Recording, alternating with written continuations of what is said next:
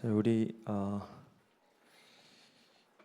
여름 워시 캠프 첫째 시간입니다. 우리 함께 같이 기도할 겁니다. 함께 오늘 말씀 그리고 계속되는 우리 둘째 날, 셋째 날까지 집회 가운데 성령의 임재로 우리와 함께 해달라고 우리 시작을 하는 이 문을 여는 이 시간에 여러분 자신만을 위해서 각자 자신을 위해서 기도하는 겁니다.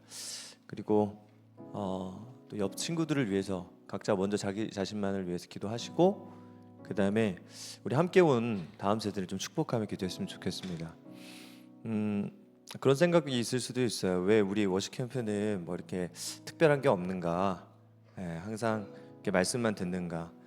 여러분들을 정말 차원이 다른 세대로 세우고자 하시는 하나님 마음입니다. 정말 깊이 있게, 정말 탄탄하게 집중해서 말씀과 성경적 세계관을 여러분 안에 뿌리 내리시고 정말 이 세속적 세계관이 얼마나 강력한지 모릅니다. 그런데 이 시간 집중해서 여러분 우리가 그냥 재밌게 놀고 물놀이하고 그렇게 하면 잠깐 즐거울 수는 있겠죠. 그런데 우리는 바캉스 오려고 모인 게 아니잖아요.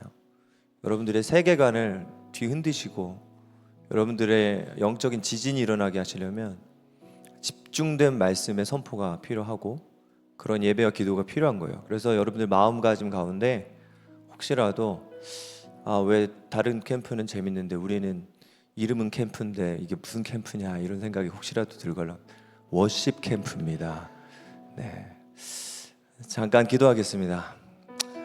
하나님, 제 모든 잘못된 마음들을 이 시간 내려놓고 부정적 태도들 내려놓고 하나님 정말 제 마음에 깨끗하고 비워진 마음을 달라고 우리 성령님께 간절히 은혜 받을 만한 마음을 준비시켜 달라고 그 성령님이 하셔야 되거든요. 우리 함께 기도하겠습니다. 기도합니다. 성령 하나님, 이 시간 은혜를 구하며 주 앞에 나아갑니다. 하나님, 주님이 원하시는 대로 우리를 불러 모아 주셨는데 우리 마음은 여전히 미디어와 세상의 이야기와 내가 육신의 즐거움과 기쁨과 내 행복과 내 원래 본성, 죄된 본성에 끌리는 대로 살았던 우리의 이 모든 잘못된 원수가 가져다준 이 잘못된 삶의 방식을 하나님 집중하여서 주의 진리, 살아있고 생동하는 성령의 진리가 선포될 때에 하나님 내 영혼이 반응할 수 있도록 주님 이 3일 동안 내 마음을 준비시켜 주시고 주님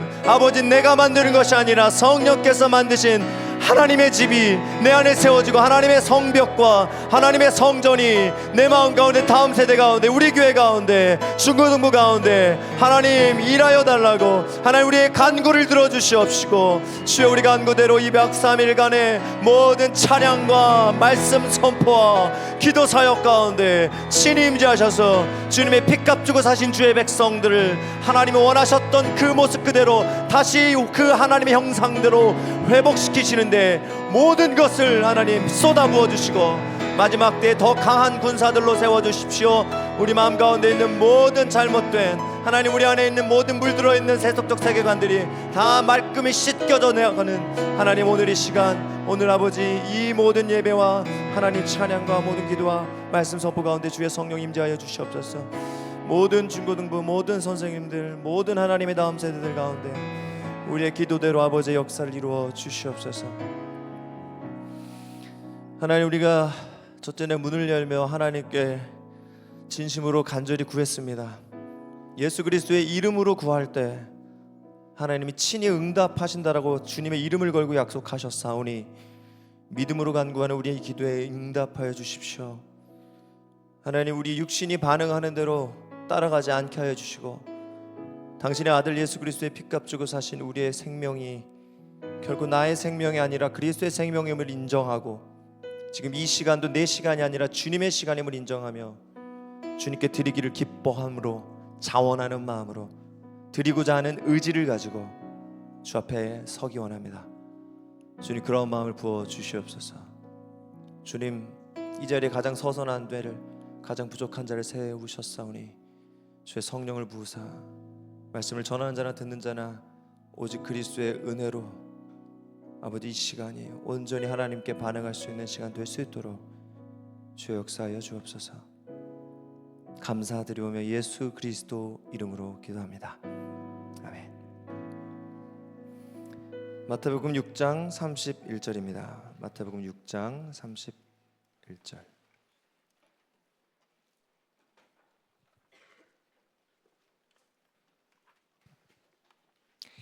마태복음 6장 31절부터 33절까지입니다.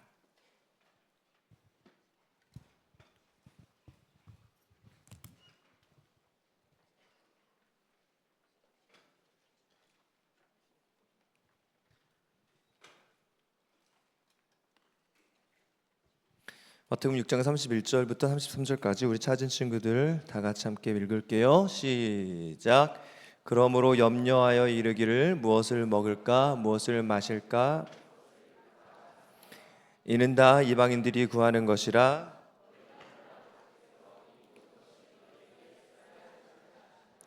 그런즉 너희는 먼저 그의 나라와 그의 의를 구하라. 그리하면 이 모든 것을 너희에게 더하시리라. 아멘.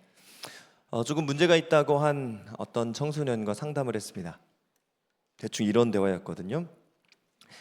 그 친구가 상당히 안 좋은 행동을 해서 제가 물었습니다. 왜 그런 행동을 했니? 그냥요. 갑자기 제가 할 말이 없었습니다. 그냥 just 그냥요. 그건 너에게 도움이 하나도 안 되는 행동인데도 제 몸인데 제 마음대로 하면 안 돼요? 그건 네 몸이 아니라 하나님이 지으신 몸이고 하나님 거잖아. 왜요? 이건 제 몸이고 제 삶이니까 제 마음대로 할 건데요. 그래도 그건 틀린 삶이야. 너에게 하나도 유익하지 않아. 그런데도 계속 하는 이유가 뭐야? 제 인생이니까 신경 끄세요. 전 그냥 계속 할 거라고요. 그냥. 이 시대의 청소년들 뼛속 깊이 물들어 있는 자기 주인 의식은요, 담배를 피고 술을 마시고 몸에 문신을 하는 것이 아니다 할지라도 내가 보고 싶은 거, 내가 하고 싶은 거, 내 시간, 내가 내 맘대로 사용하는 충분한 이유가 됩니다. 자기 주인 의식이요. 왜요? 내 돈이고 내 거거든요. 내 시간이고 내 스마트폰이고 내 삶이거든요. 내 눈이고 내 살이거든요. 여러분, 이 시대를 포스트 모더니즘 시대라고 합니다. 자, 지금부터 집중을 안 하고 있으면 큰일 납니다. 네. 여러분, 그 원수가 여러분 제일 잘 공격하는 거 아시죠? 잡념 공격. 잡념 공격. 예배 시간, 기도 시간, 찬양 시간에 잡념 공격. 네. 이 시대를 포스트 모더니즘 시대라고 얘기해요. 얼마 전에 어떤 예술계 쪽 종사자가 모더니즘과 포스트 모더니즘 예술을 구분해서 설명하는 게 조금 간단하지만 여러분들도 이해가 좀 되실 거라 생각해요. 모더니즘은 뭐냐면 저항, 변혁, 어떤 그런 걸 의도하고 예술로서 뭔가를 표현해요. 저항하고자 하고 뭔가 변혁을 일으키고자 하고 어떤 의미를 담아서요. 포스트 모더니즘은 뭐냐면 어떤 변혁과 의미가 없어요. 그냥이에요. 그냥. 세상을 바꾸려 하거나 내가 널 설득시키려는 의도가 없는 표현이라는 거예요. 그게 포스트 모던 예술이에요. 그래서 포스트 모던 예술은 왜 그랬어요? 그냥 내 느낌 가는 대로, 기분 가는 대로 하는 거예요. 그게 포스트 모더니즘 특징이에요. 근데 이게 이 시대 MZ세대의 특징이에요. 그래서 입에서 자주 등장하는 단어가 뭐냐면 그냥요. 이게 나오는 거죠. 여러분, 여러분이 사는 이 시대를 그래서 모더니즘과 포스트 모더니즘이 함께 공존하는 시대라고 합니다.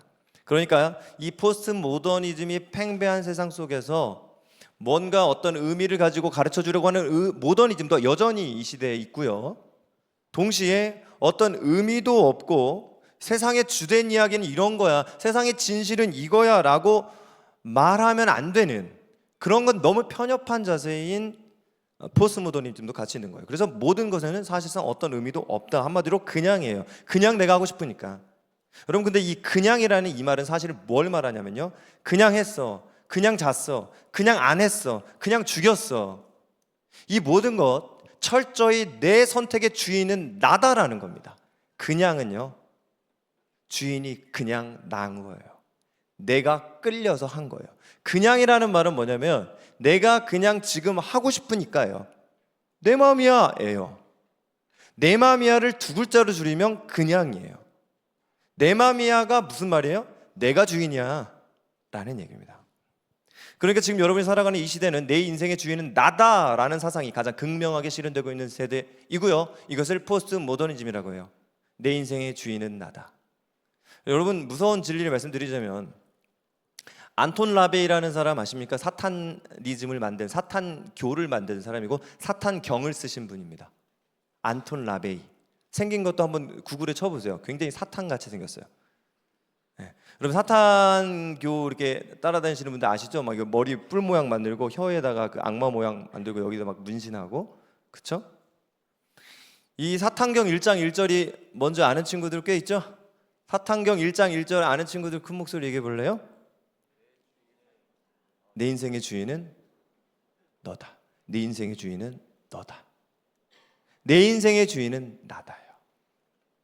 이게요, 우리가 곱게 말해서 포스트 모더니즘이라고 말하는 건데 성경과 정반대에 가 있는 말씀입니다. 성경의 창세기 1장 1절은 뭐예요? 천지의 창조 주인이 있는데 그분이 하나님이시다. 천지를 누가 지었냐? 하나님이 창조했다. 하나님 거다 이거예요. 그런데요, 그 반대에 있는 우리의 이 곱게 말하는 포스트 모더니즘의 사상은 뭐냐면 아니야, 네 인생의 주인은 너야 라는 겁니다. 만약 우리가 이미 이런 의식 가운데 살아가고 있으면서 지금도 목사님, 제 귀는 제 거고요, 제 시간은 제 것입니다, 제 집중력은 제 것입니다, 제가 딴 생각할 거예요, 성경 말씀이든 목사님 말씀이든 아니면 부모님 말씀에도 이런 식으로 대응하고 살고 있다면 가슴 아프지만 여러분은 사탄이 이 시대 가장 목표하고 의도하는 인생 1위를 살고 계신 겁니다. 1장 1절이거든요. 한마디로 그리스도인의 인생과는 전혀 상관없는 인생이에요. 세상 모든 사람들이 그렇게 산다 할지라도 여러분과 저는요, 그 삶을 살면 안 됩니다. 구원받은 자의 삶과는 전혀 거리가 먼 삶을 살고 있다는 겁니다. 그리스도인의 정반대의 삶, 다시 말씀드리겠습니다. 내 인생의 주인은 나처럼 사는 겁니다. 그렇다면 그리스도인이라고 칭하는 자들의 첫째 특징은 뭐냐면 자신의 인생뿐 아니라 모든 세상의 영역의 주인은 예수뿐이심을 확신하고 고백하고 살아가고 선포하는 삶입니다. 다시 한번 저를 따라해 주십시오. 예수가 주인이심을 확신하고 고백하고 살아가고 선포하는 것이다. 다시 한번 외울 수 있죠? 예수가 주이시라는 것을 확신하고, 언제까지 따라할 거예요? 전 외운 줄 알았는데. 확신하고, 그럼 따라해봐요. 확신하고 고백하고 살아가고 선포하는 사람들, 이게 그리스도인이에요. 자, 이제 할 수 있죠? 시작. 예수가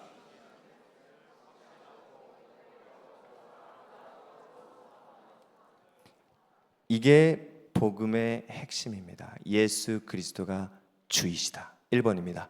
초대교회가 전한 복음의 핵심은 예수님이 주이시라는 것이다.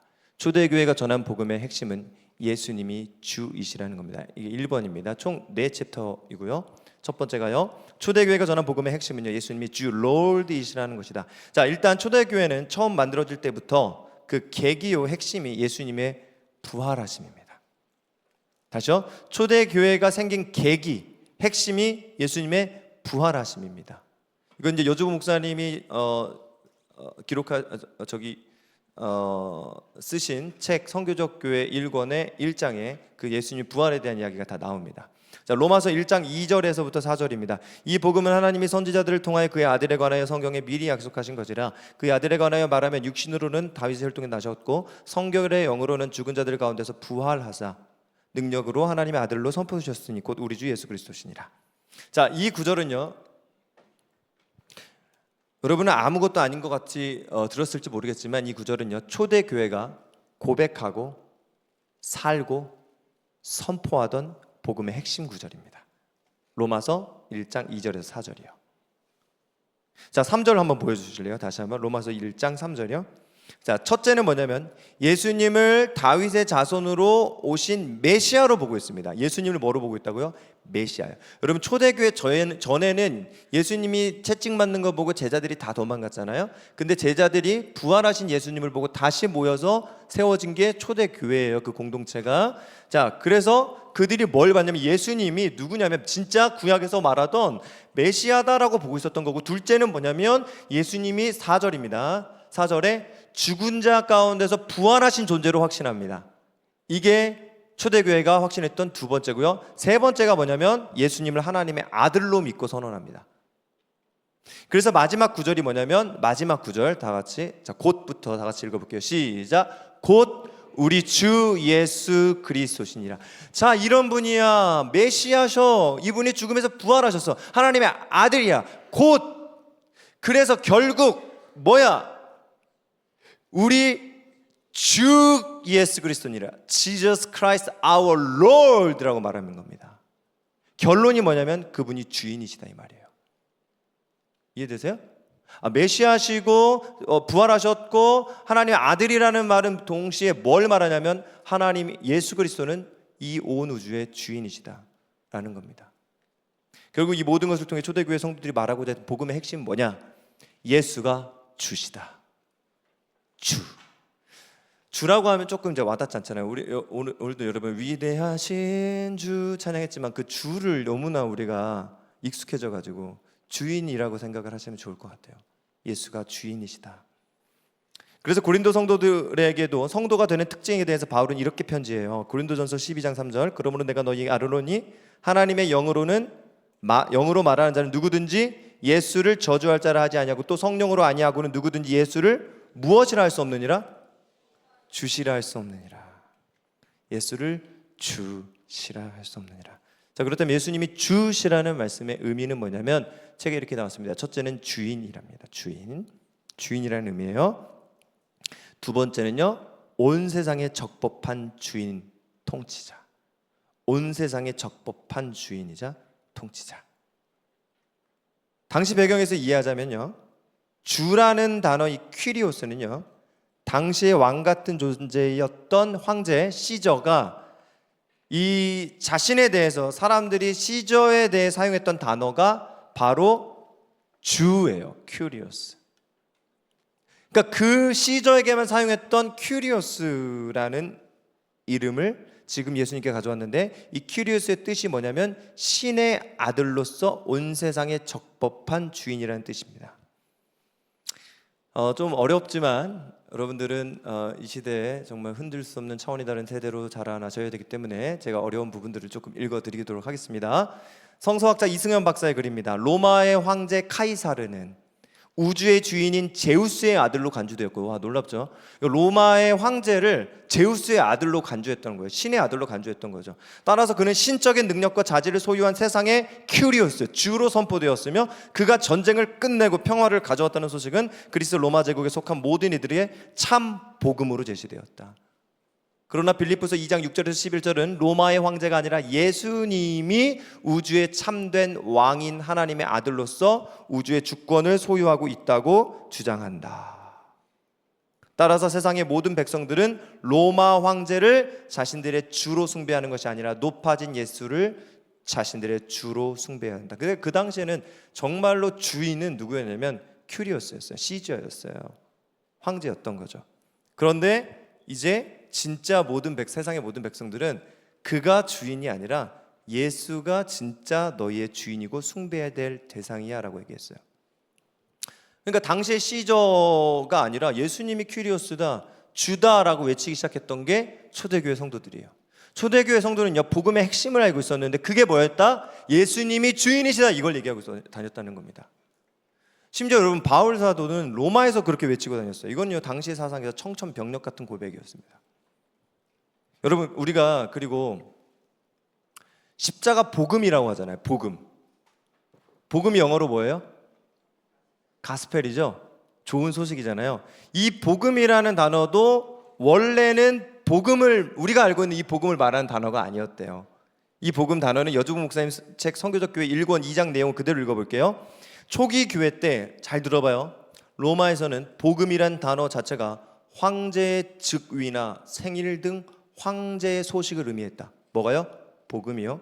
황제의 소식을 의미했대요. 그것이 당시에 모든 사람이 알던 복음의 의미였다.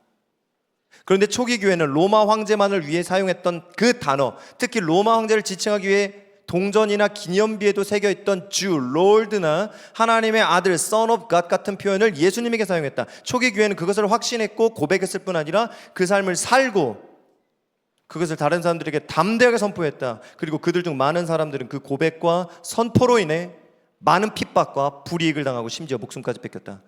그들은 예수님의 부활을 목격함으로 예수님이 주님이심을 분명히 인식했던 것이다. 그래서 시저가 아니라 예수님이 주이시고 통치자라고 고백했다.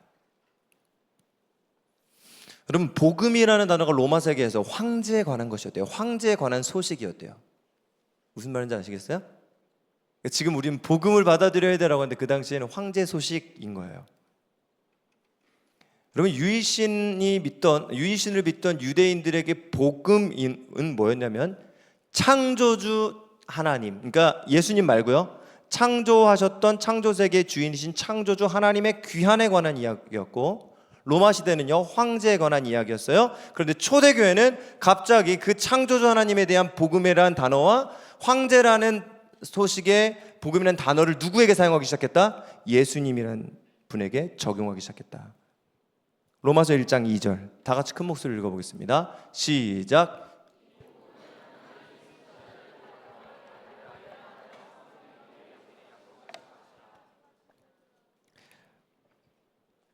이 복음이 뭐라고요?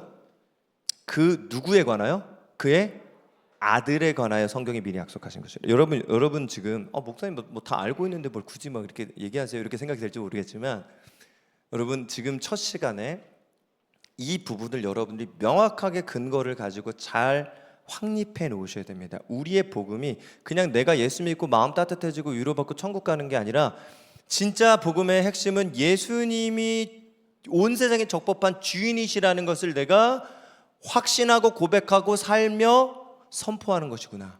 이것을 여러분들이 지금 근거를 가지고 정리해 나가는 중입니다. 결국 이 말은 뭐냐면, 초대교회의 이 예수님이 주님, 예수님이 롤드라는 이 선언은 예수님이 곧 창조주 하나님이고 예수님이 곧 우주의 주인이라는 이 선언을 복음의 핵심으로 두고, 필두에 두고 초대교회 성도들은 복음을 전하기 시작했다는 겁니다. 이해가 돼요? 오케이. 자, 왜 그렇게까지 보고 있냐면요, 바로 예수님의 부활 때문이에요. 자, 목사님께서 이승현 박사를 한 번 더 인용하셨는데 그 부분 더 읽겠습니다. 그러므로 바울에게 예수의 부활은 단순히 육체의 부활의 확실성에 대한 부인할 수 없는 한 객관적 증거를 넘어 세상의 주로서의 예수의 높아짐과 그의 우주적 통치의 시작을 의미한다. 뭐가요? 부활이에요. 그의 우주적 통치의 뭐요? 시작을.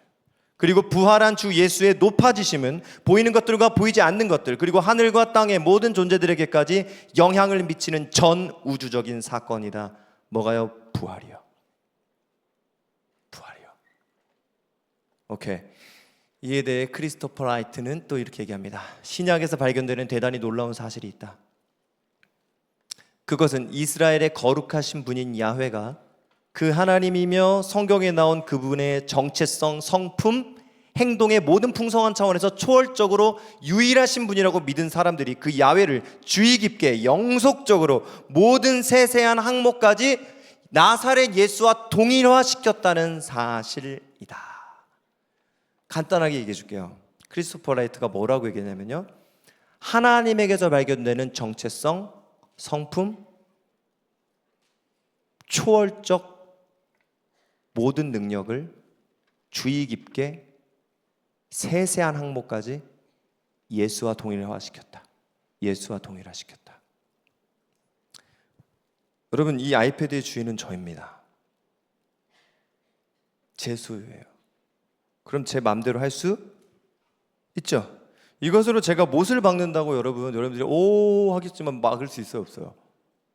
제 거니까요. 제 거니까 제 마음대로 할 수 있는 거예요. 그렇죠? 제 마음대로 할 수 있어요. 근데 어느 날 사무실 문을 열고 갔더니 문성일 전도사님이 제 아이패드로 못을 받고 있어요. 아, 오셨어요? 팡! 팡! 전도사님 미쳤어? 라고 하겠죠.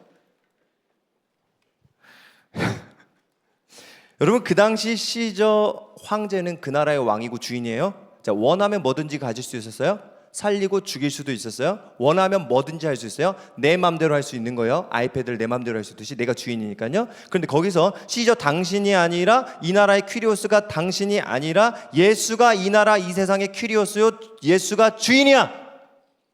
이 말을 들으면 사람들이 뭐라고 하겠어요? 미쳤어? 야, 이 나라는 시저가 맘대로 하는 거야. 시저 맘대로 하는 거. 예수가 맘대로 한다고? 예수 뜻대로 한다고? 미쳤어? 라고 생각하겠죠. 왜요? 예수가 이 세상의 주인이라는 말을 선포한다는 얘기는요, 예수가 세상을 자기 마음대로 하실 수 있다는 것을 포함하기 때문이에요. 그러니까 그리스 로마 시대 시민에게 당신 주인은 시저가 아니라 예수입니다. 그 시대는 충격적인 말이에요. 그 사람들은요, 시저가 죽으라면 죽어야 되고요, 살라고 하면 살고요, 높이면 높일 수 있고 낮추면 낮출 수 있어요. 그 사람들에게 가가지고 당신의 주인은 시저가 아니라 예수예요 라고 말해요. 충격적이죠. 무슨 말입니까? 아니요, 나의 롤드는 시저예요. 자, 이 시대로 그러면 이제 한번 돌아와 봅시다. 여러분, 이 시대 그 어떤 누구도 우리의 주인을 윤석열 대통령이라고 생각하지 않습니다. 아, 예수가 당신의 주인이에요. 아니에요, 제 주인은 윤석열 대통령입니다. 이분은 이제 좀 정치계 쪽 있는 분인지는 모르겠지만 아무도 그러지 않았어요. 그러면 예수가 당신의 주인입니다. 당신의 재산을 모두 가져오십시오 라고 말하면 여러분은 뭐라고 말할 거예요? 무슨 말입니까? 나의 롤드는, 나의 주인은 나입니다. 미쳤어요? 라고 말하겠죠. 여러분, 왜 이 포스트 모더니즘의 시대에 우리는 이토록 당연하게 제 인생입니다, 제 몸이에요, 제 마음대로 할 거예요, 제 시간이에요, 제 스마트폰이에요, 제 인생이에요, 신경 끄세요. 정말로 여러분의 몸이고 여러분의 스마트폰일까요? 제가 경험했던 잊을 수 없는 일이 있어요. 들었던 친구들은 처음 듣는 것처럼 또 들어요. 제가 잠시 돕고 있던 이제 개척교회에서 상가 건물 내 사무실에서 혼자 조용히 일을 하고 있었습니다. 바깥 복도에서 어떤 소리가 들려옵니다. 두 사람의 대화였어요. 아마도 한 6살 정도 되는 꼬마 남자아이와 아빠와의 대화였던 것 같아요. 아빠의 목소리가 크게 흥분해서 들리기 시작합니다. 야, 너 아빠가 서두르지 말고 침착하게 어디로 움직일지 생각하고, 왼쪽인지 오른쪽인지 생각하고 움직이라고 했어, 안 했어? 그냥 생각 없이 왜 막 움직여? 그러는 거예요. 무슨 상황일까요? 앞으로 갈지 뒤로 갈지 옆으로 갈지 생각하고 움직이랬어, 그냥 막 움직이랬어? 소리를 지르는 거예요. 어떤 상황이냐면 아이와 아빠가 함께 인형 뽑기 기계 앞에서 인형을 뽑는 상황입니다.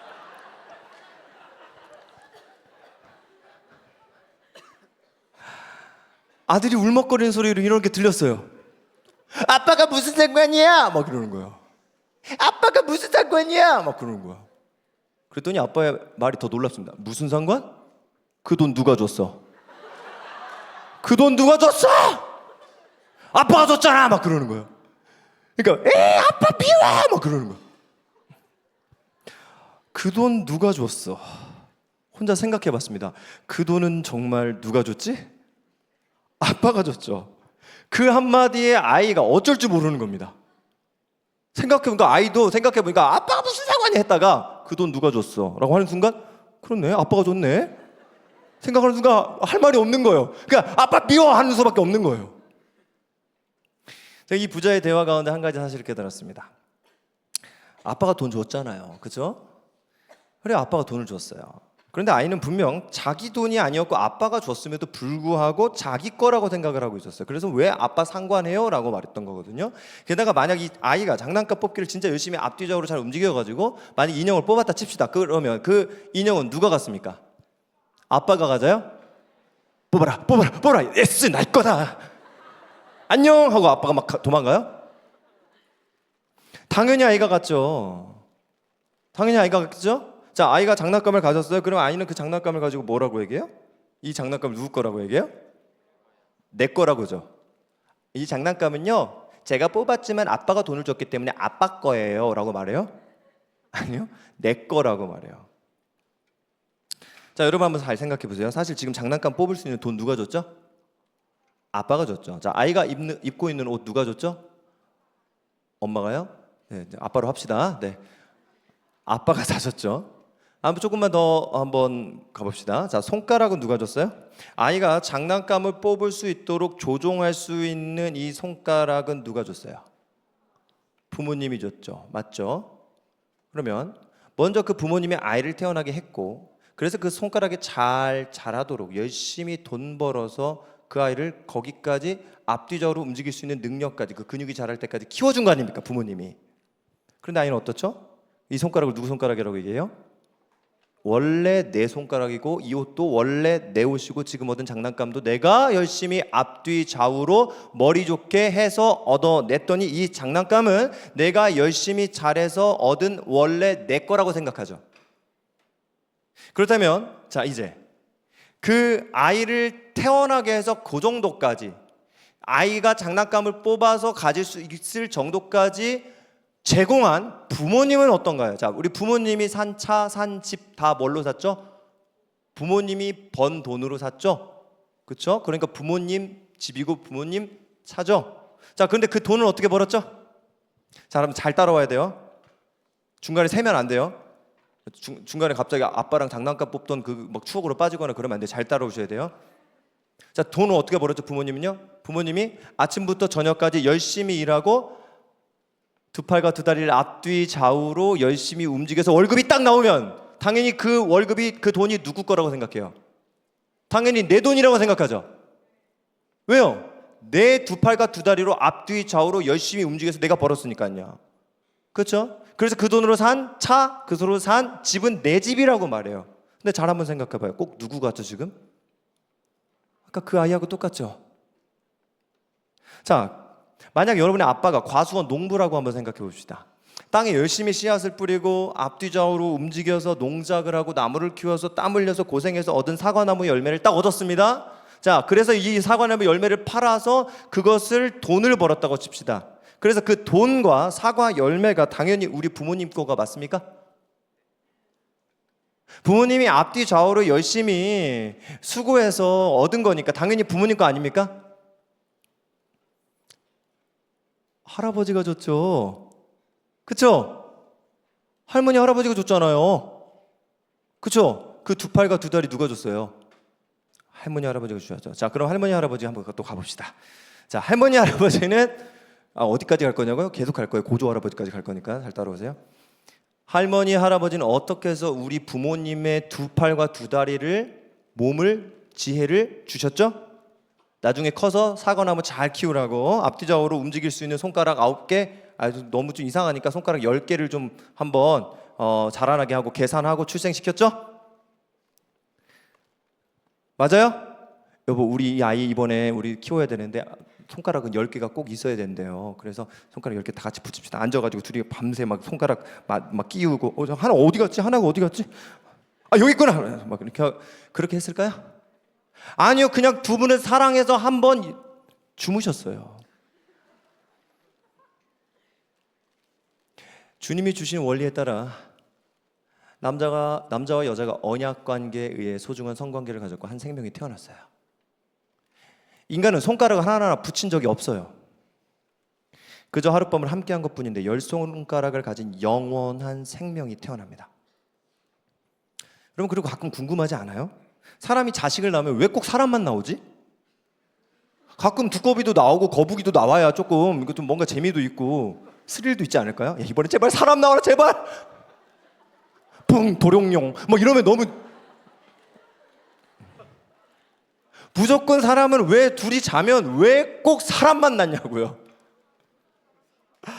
그것도 왜 꼭 닮았어요 또. 그렇죠? 왜 그렇게 만든 거죠? 주님 제발 저희를 닮지 않게 하여 주시옵소서 해서 닮았잖아요. 목사님, 그거 원래 유전자 조직이 원래 그렇게 전달되는 거고 부모님의 XY, XX가 두 염색체가 만나면 아들, 딸 결정돼서 그렇게 나오는 거잖아요. 그거 과학 시간에 안 배우셨어요? 아니, 그러니까 그렇게 우리가 당연스럽게 생각하는 그 정자와 난자가 만나서 그 다음 인간에게 그 같은 종으로 유전된 한 존재가 태어나도록 그 모든 유전자 조직과 DNA 조직은 누가 처음부터 우리 몸에 설정해 놨냐 이겁니다. 그리고 그렇게 받은 두 팔과 두 다리로 농부는 열심히 씨를 뿌려서 땀을 흘려서 열매를 얻었습니다. 그러니까 내가 열심히 수고해서 열매 뽑았으니까 내 거죠? 아니요. 이건 마치 그 아이가 내가 앞뒤 좌우로 열심히 움직여서 장난감을 얻었으니까 장난감은 당연히 내 거라고 생각하고 그걸 가질 수 있도록 준 돈. 그러니까 이 나무의 첫 씨앗, 사과나무 씨앗을 준 누군가에 대해서는 전혀 생각을 안 하는 아까 장난감 뽑은 아이와 똑같은 태도 아닙니까? 자, 그렇다면 그 사과나무 씨앗은 누가 준 겁니까? 누가 처음부터 그 씨앗을 뿌리면 그렇게 열심히 농작하면 인간이 먹을 수 있도록 사과나무가 열리게 설정해 놓은 거죠? 이 시대 포스트 모더니즘 사상에 물든 사람들은 이렇게 생각할 겁니다. 그건 당연한 거예요, 목사님. 당연한 거잖아요. 원래 사람이 사람 낳는 거예요. 무슨 두꺼비를 낳아요? 원래 사람은 사람을 낳아요. 목사님 몰라요? 원래 그런 거예요. 원래 사과나무 씨앗을 뿌리면 사과는 열매가 열리는 거예요. 이 자연 안에서 자연적으로 일어나는 모든 일도 그냥 자연스럽고 당연한 겁니다. 여러분, 진짜 당연하다는 건 뭘 말하는 걸까요? 뭐가 어떻게 그렇게 당연한 걸까요? 여러분, 우리는 그냥 열심히 일하면, 열심히 내가 농작을 하면 맛있게 열리는 과일이 나오고, 게다가 그 과일은 왜 그렇게 여러분이 먹기에 새콤달콤할까요? 모든 과일을, 지구에 있는 모든 과일을 쓸 수도 있잖아요. 먹을 때마다 왜 새콤달콤하고 인간이 맛있다라고 느끼도록 지어졌고 인체에 필요한 각종 비타민과 행복한 쾌감까지 줄 수 있도록 왜 그렇게 만들어졌냐고요. 여러분, 사람들은 인간의 만물의 영장이기 때문에요, 이 지구가 아무리 고철덩어리라 하더라도 살아낼 수 있다라고 인간은 말한대요. 아니요, 이 세상 자체가요, 인간이 살아갈 수 있도록 모든 환경과 모든 조건이요 정말 신기할 정도로 갖춰져 있었기 때문에 우린 지금 이렇게 살아가고 있습니다. 인간은요, 몇 달 동안 비만 오지 않고 오랜 가뭄만 몇 년 계속돼도요 그 민족이 말살돼 버리는 정말 턱없이 무력한 존재입니다. 근데 어떻게 그때 정말 때에 맞게 비가 내리고 농작물이 자라나게 되고 그냥 씨를 뿌리기만 했는데, 그냥 이렇게 땅을 갈기만 했는데 농작물이 자라나게 되고 내가 먹을 수 있는 수박과 쌀이 자라나도록 일할 수 있는 모든 것이 때에 맞게 허락되고 우리에게 주어졌냐 이 말입니다. 조금 무리수를 둬서 한번 생각해 볼게요. 여러분, 대학 가서 자취방에 혼자 살게 됐습니다. 집에 아무것도 없었어요. 진짜 아무것도요. 집에는 그냥 바퀴벌레 한 마리밖에 없었어요. 진짜 아무것도 없어요. 바퀴벌레랑 여러분 단 둘이 있었어요. 자, 다음날 무리수 둔다고 했잖아요. 네. 다음날 이제 대학교 갔어요. 강의 듣고 돌아왔어요. 문을 탁 열었는데 바퀴벌레가 있어야 되는데 냉장고 하나가 엄청 큰 게 딱 하고 있는 거예요. 문을 열었더니 여러분들이 좋아하는 막 어마어마한 과일과 막 멜론과 막 나 과일하면 멜론밖에 떠오르잖아요. 멜론과 수박과 딸기와 포도와 막 케이크와 족발과 피자와 냉동 피자겠죠. 순대와 떡볶이와 이런 모든 게 다 들어있는 거예요. 와. 그래서 여러분들 어때요? 다 꺼내서 먹었어요, 혼자. 막 엄청 먹었어요. 당연히 먹으면서 무슨 생각을 하게 될까요? 이거 누가 갖다 줬을까? 누가 갖다 줬을까? 내가 딱 좋아하는 것들만 갖다 줬잖아. 하면서 막 먹었어요. 그걸 다 먹었죠. 냉장고를 다 비웠어. 배부르다고 잤어요. 아침에 일어나서 또 이제 학교 갔다가 또 들어왔어요. 냉장고에 있어요. 혹시나 하고 냉장고 문을 삐둑 열었더니 와우, 어제 있었던 그대로 또 들어와 있는 거예요. 멜론과 수박과 순대와 떡볶이와 족발과 보쌈과 피자와 또 뭐 있었죠? 기타 등등이 들어있는 거예요. 대박! 또 누가 갖다 놓은 거야? 대박! 또 다 꺼내서 막 다 먹어. 확 다 친구들 데려와서 다 먹었어요. 다음 날이 됐습니다.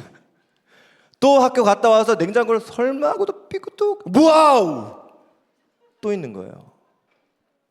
그렇게 먹고 먹어도 음식이 채워져 있어요. 몇 년 동안 지속됐냐? 30년. 무려 30년간 계속돼요. 자, 그러던 어느 날 이제 이 친구가 이게 너무 당연한 거예요. 그래서 이제 어느 날 어떤 친구가 갔어. 딱 그래서 친구, 야, 너 냉장고 되게 뭐가 많이 들어있다. 응, 원래 그래. 그래서 막 먹다가, 근데 너 저 어제까지 다 비워져 있지 않았어? 근데 어떻게 이렇게 채워져 있어? 원래 그래. 원래가 어딨어? 원래 그래. 원래 냉장고가 비워지면 냉장고는 채워지게 돼 있어. 자연스러운 거야. 이거 누구 거야? 내 거야. 내 거야. 30년간 내 거였어. 이게 바로 자연을 바라보며 내 몸을 바라보는 우리의 태도입니다. 아침에 일어나면 다시 이 상처가 나아. 힘이 생겨. 돈을 벌 수 있는 힘이 생겨. 바깥의 나무를 누가 그냥 선물해 줬어. 우리가 그것으로 집을 만들 수 있도록. 우린 가져온 게 없는데, 태어날 때 나무를 가지고 태어난 적이 없는데 누군가 나무에서 과일이 열리게 만들어 놨어. 나는 과일을 가지고 태어난 적이 없는데 과일이 열려서 과일을 따서 먹는 거야. 우리가 먹을 수 있도록 가져온 게 없는데 누군가 소를 이 지구에 딱하니 만들어 놔서 내가 한우를 먹게 해줬어. 우린 가져온 게 없는데 물 가지고 수영장에서 놀으라고, 공기 마시라고. 그렇다면 우리 이렇게 20년, 30년을 살아왔죠. 당연히 이 자연 만물을 보면서 자연스러운 생각은 뭐냐면, 누군가가 인간인 나에게, 우리에게 먹으라고, 쓰라고, 살라고 생각해서 준 선물이라고 생각하는 게 당연한 건데 그렇지가 않습니다. 여러분, 아까 그 친구가 여러분 질문했어요. 야, 이거 진짜 어떻게 된 일이야? 야, 너는 왜 집에 갔다 오면은, 그러니까 학교 갔다 오면은 냉장고에 가득 차 있어? 그러면 여러분 진짜 상식적으로 생각하는 건 뭐예요? 상식적으로 생각하는 거 뭐예요? 바퀴벌레가 진화해가지고 포도도 만들고 족발이 되어서 바퀴벌레 그렇게 만들었다. 바퀴벌레네 라고 생각해요? 아니면 상식적으로 누군가가 여러분을 위해 매번 여러분 학교 갈 때 음식을 넣어줬다고 생각하겠어요? 여러분들이 좋아하는 것만, 먹을 수 있는 것만, 누군가 인격적인 존재의 선물이라고 생각하는 게 당연한 거 아닙니까? 그런데 우리는 그렇게 생각하지는 않아요. 당연히 우리에게 주어진 이 모든 것들이 선물이라고 생각해야 되는데 우리는 그렇게 생각하지 않습니다. 어떻게든 이유를 대서 이 모든 것들을 만들고 주신 창조주를 부인하고요, 다른 거 갖다 댑니다. 어떻게든. 말도 안 되는 것에서부터 그냥 원래 원인은 없어, 시작은 없었던 거야, 시작은 아예 없었고 그냥 그러다 보니까 모든 것이 진화해서 이렇게 된 거야 라는 말밖에 하지 않아요.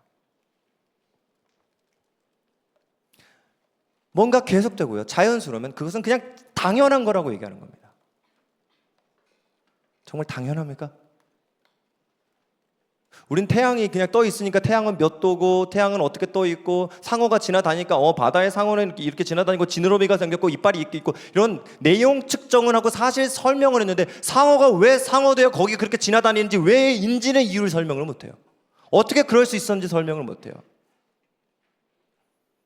그리고 자연스럽다고 얘기합니다. 당연하다라고 얘기합니다. 그리고 내 거라고 얘기합니다. 내 몸이요. 여러분이 만들었습니까? 아닌데도요. 영화 부당거래에 나온 그 류승범이 이런 얘기를, 아주 멋진 얘기를 했어요. 사람들은 호의가 계속되면 그게 권리인 줄 알아. 와. 어떤 목사님이 저에게 이런 얘기를 했어요. 사람들은 호의가 계속되면 그게 둘리인 줄 알아. 호의. 미안합니다. 잠 좀 깨세요. 네. 그럼 저도 제가 앞으로 한 몇 년만 더 하면, 한 3, 4년만 더 하면 청소년 사역만 20년째 하고 있어요.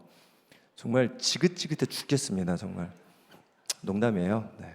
청소년 사역부터 시작을 해가지고 거의 지금 청소년 사역 한 3, 4년만 하면 20년이 되는데, 제가 청소년들을 이렇게 가르쳐야 되는 입장에 있잖아요. 근데 제가 겸손하게 가르치고 또 겸손하게 혹시 권위 있지 않게 하려고 막 그렇게 해가지고 어떤 거를 좀 하면요, 그리고 겸손하게 괜찮아, 너희부터 해, 너 해, 이렇게 하면요, 그게 처음에는 한 번, 두 번은 고마워하는데 그 다음부터는 그게 당연한 줄 알아요. 그리고 그냥 계속 그렇게 해요. 그러다 내가 다시 그거를 얘기하잖아요. 그럼 갑자기 나쁜 꼰대가 되는 거예요. 웃기지 않아요? 예. 아이 니네들이 좋은 자리에 앉아 그냥. 그래요. 그러면 딱 앉아. 그냥 그 당연한 거예요. 그리고 내가 이제 앉으려면 저런 꼰대 지 먼저 먹으려고. 그러니까 가끔 그런 저에게 딜레마가 있어요. 언제까지 가르쳐 줘야 되나? 내가 계속 겸손한 예수 그리스도를 따라가야 되나? 어디까지 말해줘야 되나? 사람들은요, 그게 계속되면 그게 당연한 줄 압니다. 부모님의 사랑도요, 그게 계속되니까 그게 내 권리인 줄 알아요. 이 세상 모든 사람들이요, 내 눈앞에서 움직이는 모든 것들이 그냥 살아가는 세상이 원래 그런 거고, 원래 내 돈 주고 사면 다 내 거고, 내 거예요. 내 돈 주고 내가 샀으니까 내 두 팔로 움직였다고요. 내가 알바했다고요. 내가 받은 시급이라고요. 내 몸이라고요. 내 시간이라고요. 내 마음대로 쓸 수 있다고요. 라고 생각합니다. 두 번째입니다. 구속이란 모든 것이 본래의 주인에게로 돌아감을 말한다. 구속이란 모든 것이 본래의 주인에게로 돌아감을 말한다.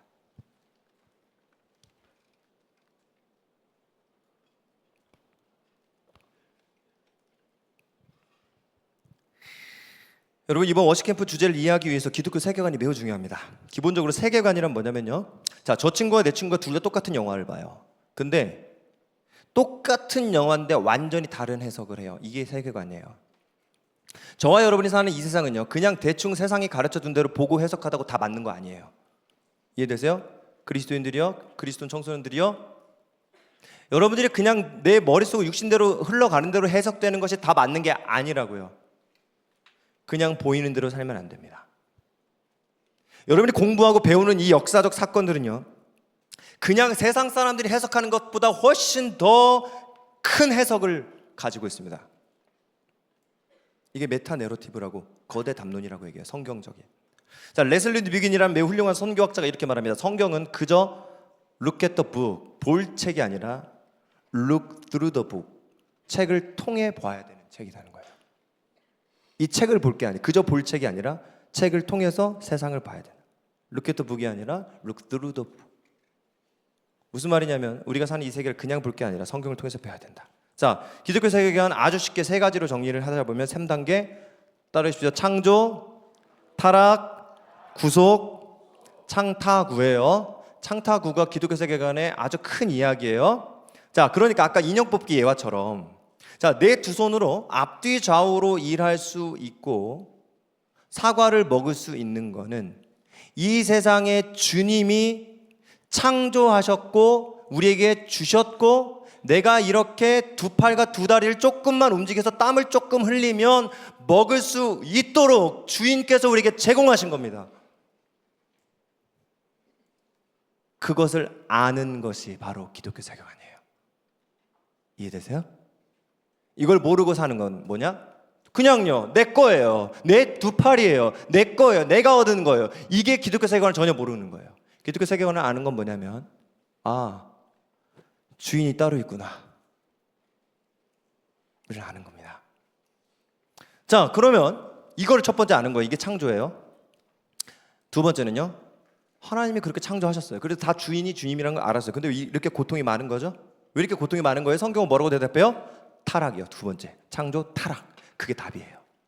왜 그런데 이렇게 세상에 문제가 많아요? 하나님이 주신 건데 이렇게 문제가 많아요. 썩은 사과 되게 많아요. 그렇죠? 타락했기 때문에요. 이 세상이 괴로운 것도 타락이라고 성경은 해석합니다. 자, 그렇다면 이 시대는 무슨 시대예요? 무엇의 시대? 타락의 시대? 들렸어요. 지금은요, 타락이 구속되어져 가는 시대입니다. 창조, 타락, 그 다음 뭐라고 정민아? 구속이라고요. 타락이 구속되어져 가는 시대입니다. 이 청소년 사역이 힘든 거는, 중간중간에 무리수 같은 거를 이렇게 하나씩 꼭 넣어야 된다라는 말도 안 되는 그런 이야기들을 하나씩 넣어야, 사람이 왜 꼭 사람만 낳나요? 두더지를 낳을 수도 있지 않나요? 라는 이런 말도 안 되는 무리수를 좀 넣어야 조금 잠에서 깬다네, 사실. 네. 20년째 이런 것만 하고 있습니다.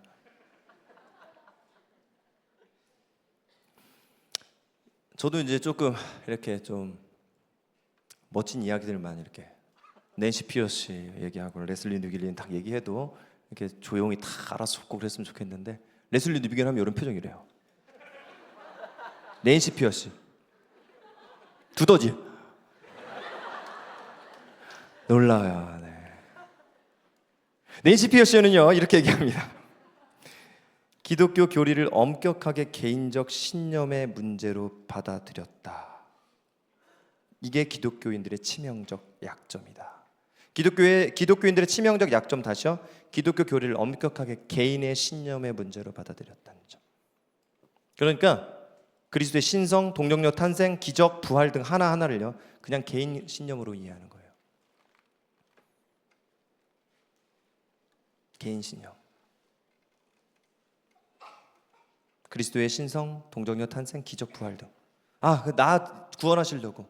그러나 사실상 이 우주의 주인 되신 예수 그리스도의 진리는 온 세계의 하나의 통합된 진리 체계로서 이렇게 얘기합니다. 책에 이렇게 나왔어요. 온 세상의 전 영역, 정치, 경제, 사회, 교육, 예술, 법, 여가, 스포츠, 가정 등 모든 공적 영역에 대한 진리라는 것이다. 수많은 낙태, 동성애, 사회적 쟁점, 역사, 정치학, 인류학 등 모든 분야에 적용되는 종합적 성격을 지니고 있음을 모른다는 것. 다시 한번요. 그냥 이 마지막 문장만 적으면 돼요. 모든 분야에 적용되는 종합적 성격을 지니고 있다. 뭐가요? 그리스도의 복음이에요. 진리가요. 다시요. 모든 분야에 적용되는 종합적 성격을 지니고 있다. 그러니까 지금 여러분 중에는요. 기독교는 그저 종교적 진리에 불과하는 것이라고 생각한다는 겁니다. 내 두 눈으로 영화를 보는 것, 전철을 타는 것, 수학을 배운다는 것, 두 손으로 악기를 배운다는 것, 미술을 감상한다는 것, 역사를 배운다는 것, 그냥 그런 거야. 그냥 체험 활동이야 라고 여기는 게 기독교 세계관이 전혀 없는 겁니다. 그건 사실 뭘 이야기하고 있고 뭘 담고 있고 뭘 가리키고 있는지 그 거대 담론을 보는 거예요. 거기에 하나님의 창조가 담겨 있구나. 저기에 인간의 타락이라는 요소가 들어가 있구나. 그리고 어디까지 볼 줄 아는 거예요? 그것이 구속되어져 가야 하는구나. 영국의 변증학자 해리 블레마이어스가 이렇게 얘기해요. 자신의 책 그리스도인은 어떻게 사고해야 하는가. 이 시대에 기독교적 지성이 더 이상 존재하지 않는데 전 여러분들이 기독교적 지성을 가졌으면 너무너무 좋겠어요. 그래서 여러분이 지금 눈 초롱초롱하게 뜨고 난 기독교적 지성을 갖겠어 라는 생각을 가지고 지금 잘 적고 있는 거라고 저는 생각하고 있어요. 근데 흐리멍텅한 눈빛을 가진 친구들이 없어요. 거짓말 하면 안 되는데 믿음을 선포했어요.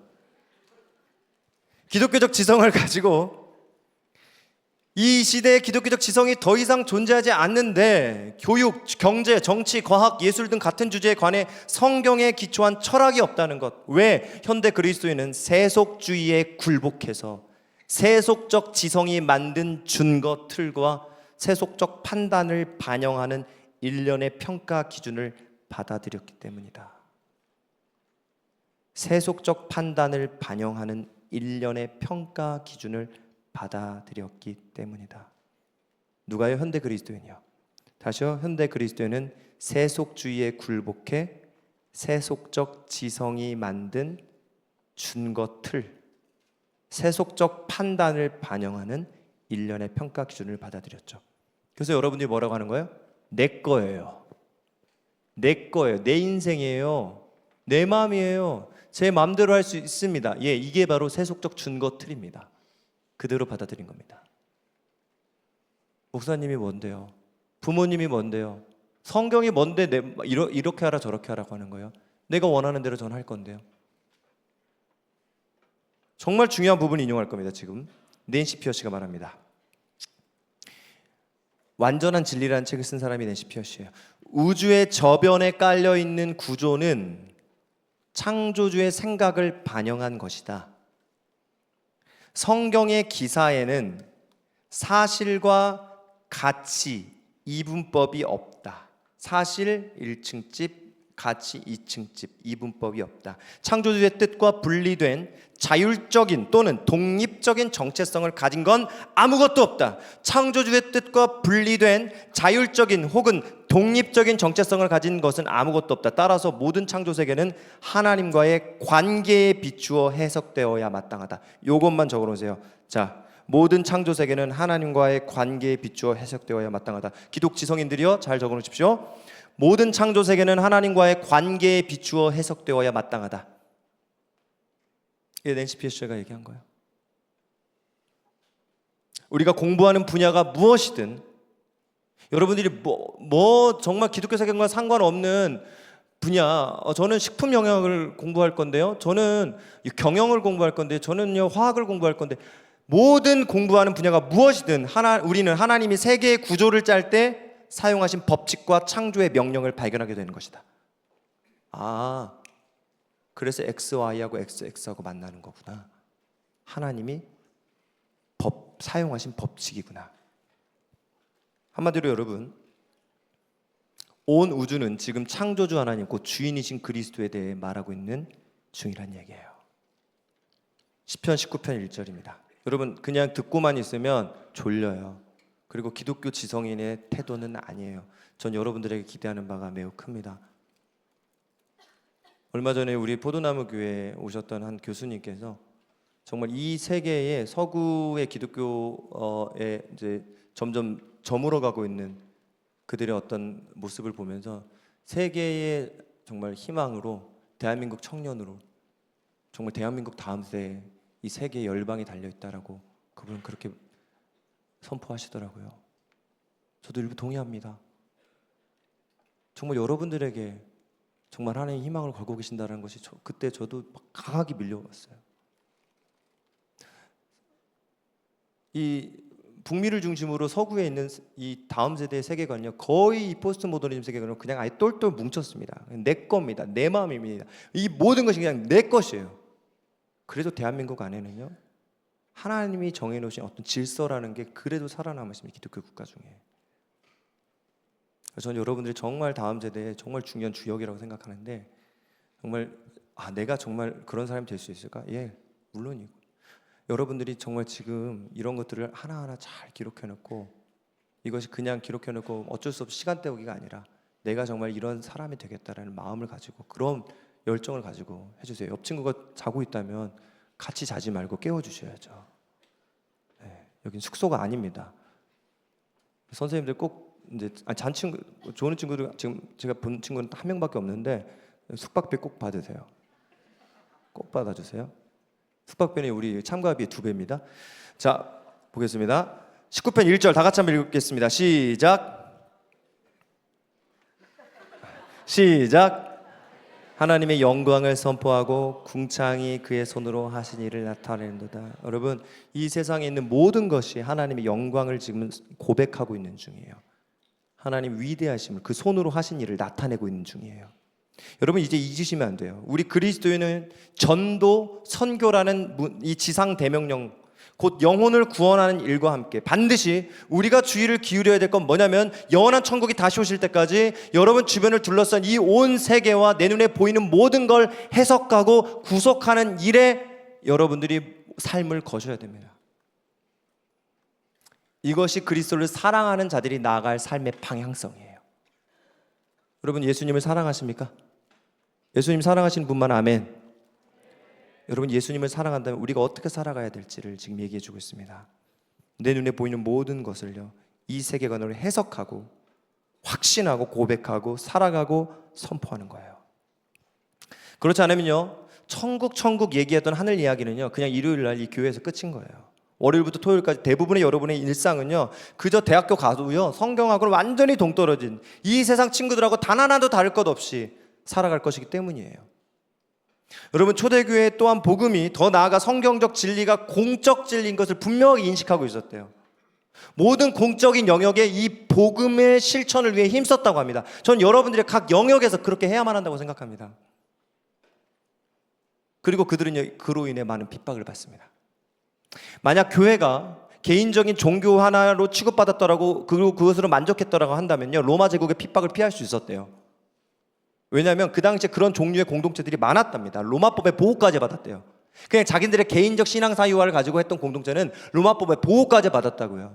왜요? 로마 제국의 공적 진리를 위협하지 않았으니까요. 그런데 기독교만요, 로마 제국의 공적 진리를 위협합니다. 예수가 주인이다. 로마 황제가 주인이 아니다. 여러분, 그래서 초대교회 교회 공동체 이름에 뭐가 붙었냐면 에클레시아 들어보셨어요? 윌로우가 위클레시아라는 팀을 만들었던데, 이 에클레시아라는 이게 뭐냐면 선교적 교회 책에 이렇게 나옵니다. 이 에클레시아는요, 교회를 뜻하는 단어인데, 원래는 그 당시 로마 제국의 에클레시아는 도시의 문제를 해결하기 위해서, 즉 공적인 일을 논의하기 위해서 도시 서기관에 의해서 모든 시민이 소집된 공적 회합이었다. 특히 초기 교회는 에클레시아에 하나님의라는 한정어를 붙여가지고 공적 모임으로 사람들을 소집한 분이 도시 서기관이 사실은 아니라 하나님이란 점을 분명히 했다. 그것은 바로 하나님의 의해 부름받은 회합이었으므로 모든 사람이 참석해야 하는 모임이었다. 교회는요, 공적인 선포를 하기 위해 만들어진 공동체입니다. 그냥 사적 공동체가 아니라고요. 그래서 여기서 힘을 모아야 돼요. 그리고 여기서 여러분이 그리스도를 사랑하는 마음으로 바깥으로 나가야 됩니다. 우리끼리 모이는 게 아니에요. 이 부분 매우 중요해서 제가 좀 길어도요, 레슬리 뉴비겐의 오픈 시크릿이라는 책에 있는 내용을 읽어드리죠. 예수님을 주님으로 고백하는 공동체는 그 초창기부터 인류의 공적인 삶 속으로 진입한 운동이다. 인류의 공적인 삶 속으로 진입한 운동이었다. 교회는 개인적으로 교회의 가르침과 행습을 따르겠다는 사람들에게 개인 구원을 제공하는 공동체가 아니었고, 또 그런 공동체가 될 수도 없었다. 교회는 처음부터 민족의 충성을 요구하는 운동으로 시작되었고, 거의 일관되게 스스로를 에클레시아라는 이름으로 불렀다. 이는 도시의 공적 사안을 다루도록 부름받은 모든 시민들의 회합이라는 뜻이다. 놀랍죠? 우린 교회가 그냥 기독교라는 종교 단체인 줄 알았어요. 만일 교회가 개인적인 종교의 하나로 취급받는데 만족했더라면 로마 제국의 핍박을 피할 수 있었을 것이다. 그러나 그렇지 않았다. 예수가 주님이다라는 선언은 결국 제국의 공적인 종교와 충돌할 수밖에 없는 공적이고 보편적인 주장을 함축하고 있었다. 예수가 주님이다라는 고백은 이 세상의 삶 전체, 이는 사람들의 개인적인 삶은 물론이고 세상의 철학, 문화, 정치 모두를 포함한다. 와 관련하여 그 고백대로 살겠다고 헌신하는 것을 의미한다. 이게 바로 그리스도인이라고요. 여러분, 그리스도인이십니까?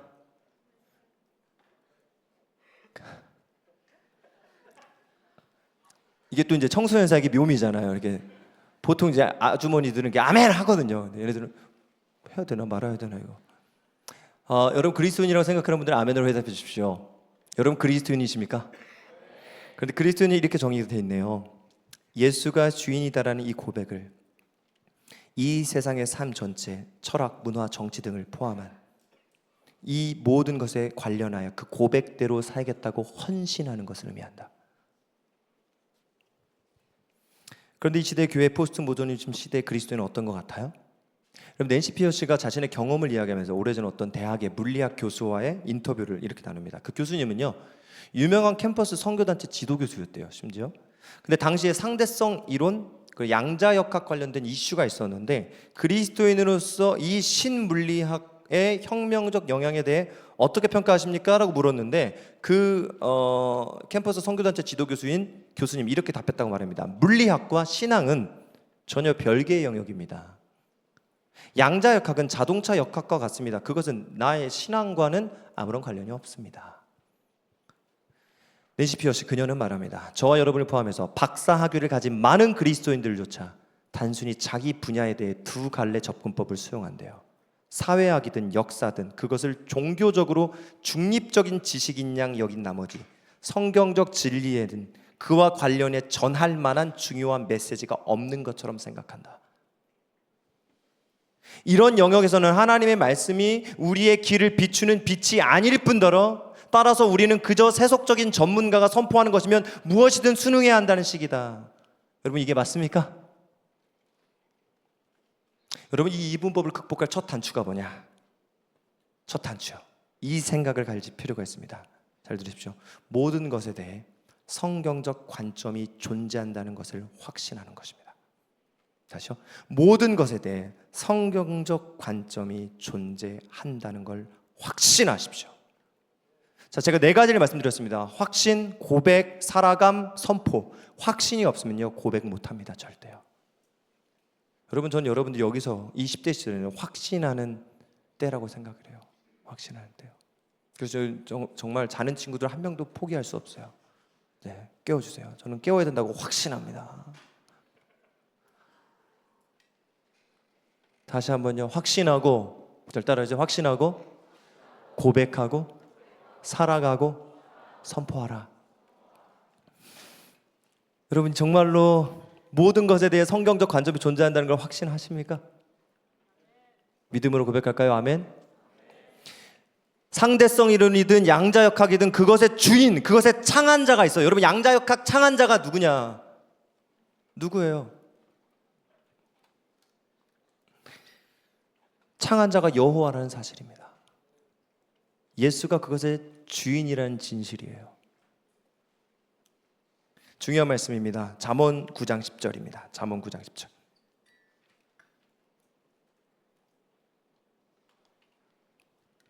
같이 읽어볼까요? 시작. 여호와를 경외하는 것이 지혜의 근본이요 거룩하신 자를 아는 것이 명철이니라. 여러분, 클라우더라는 사람이요, 이 본문에 대해 이렇게 말하더라고요.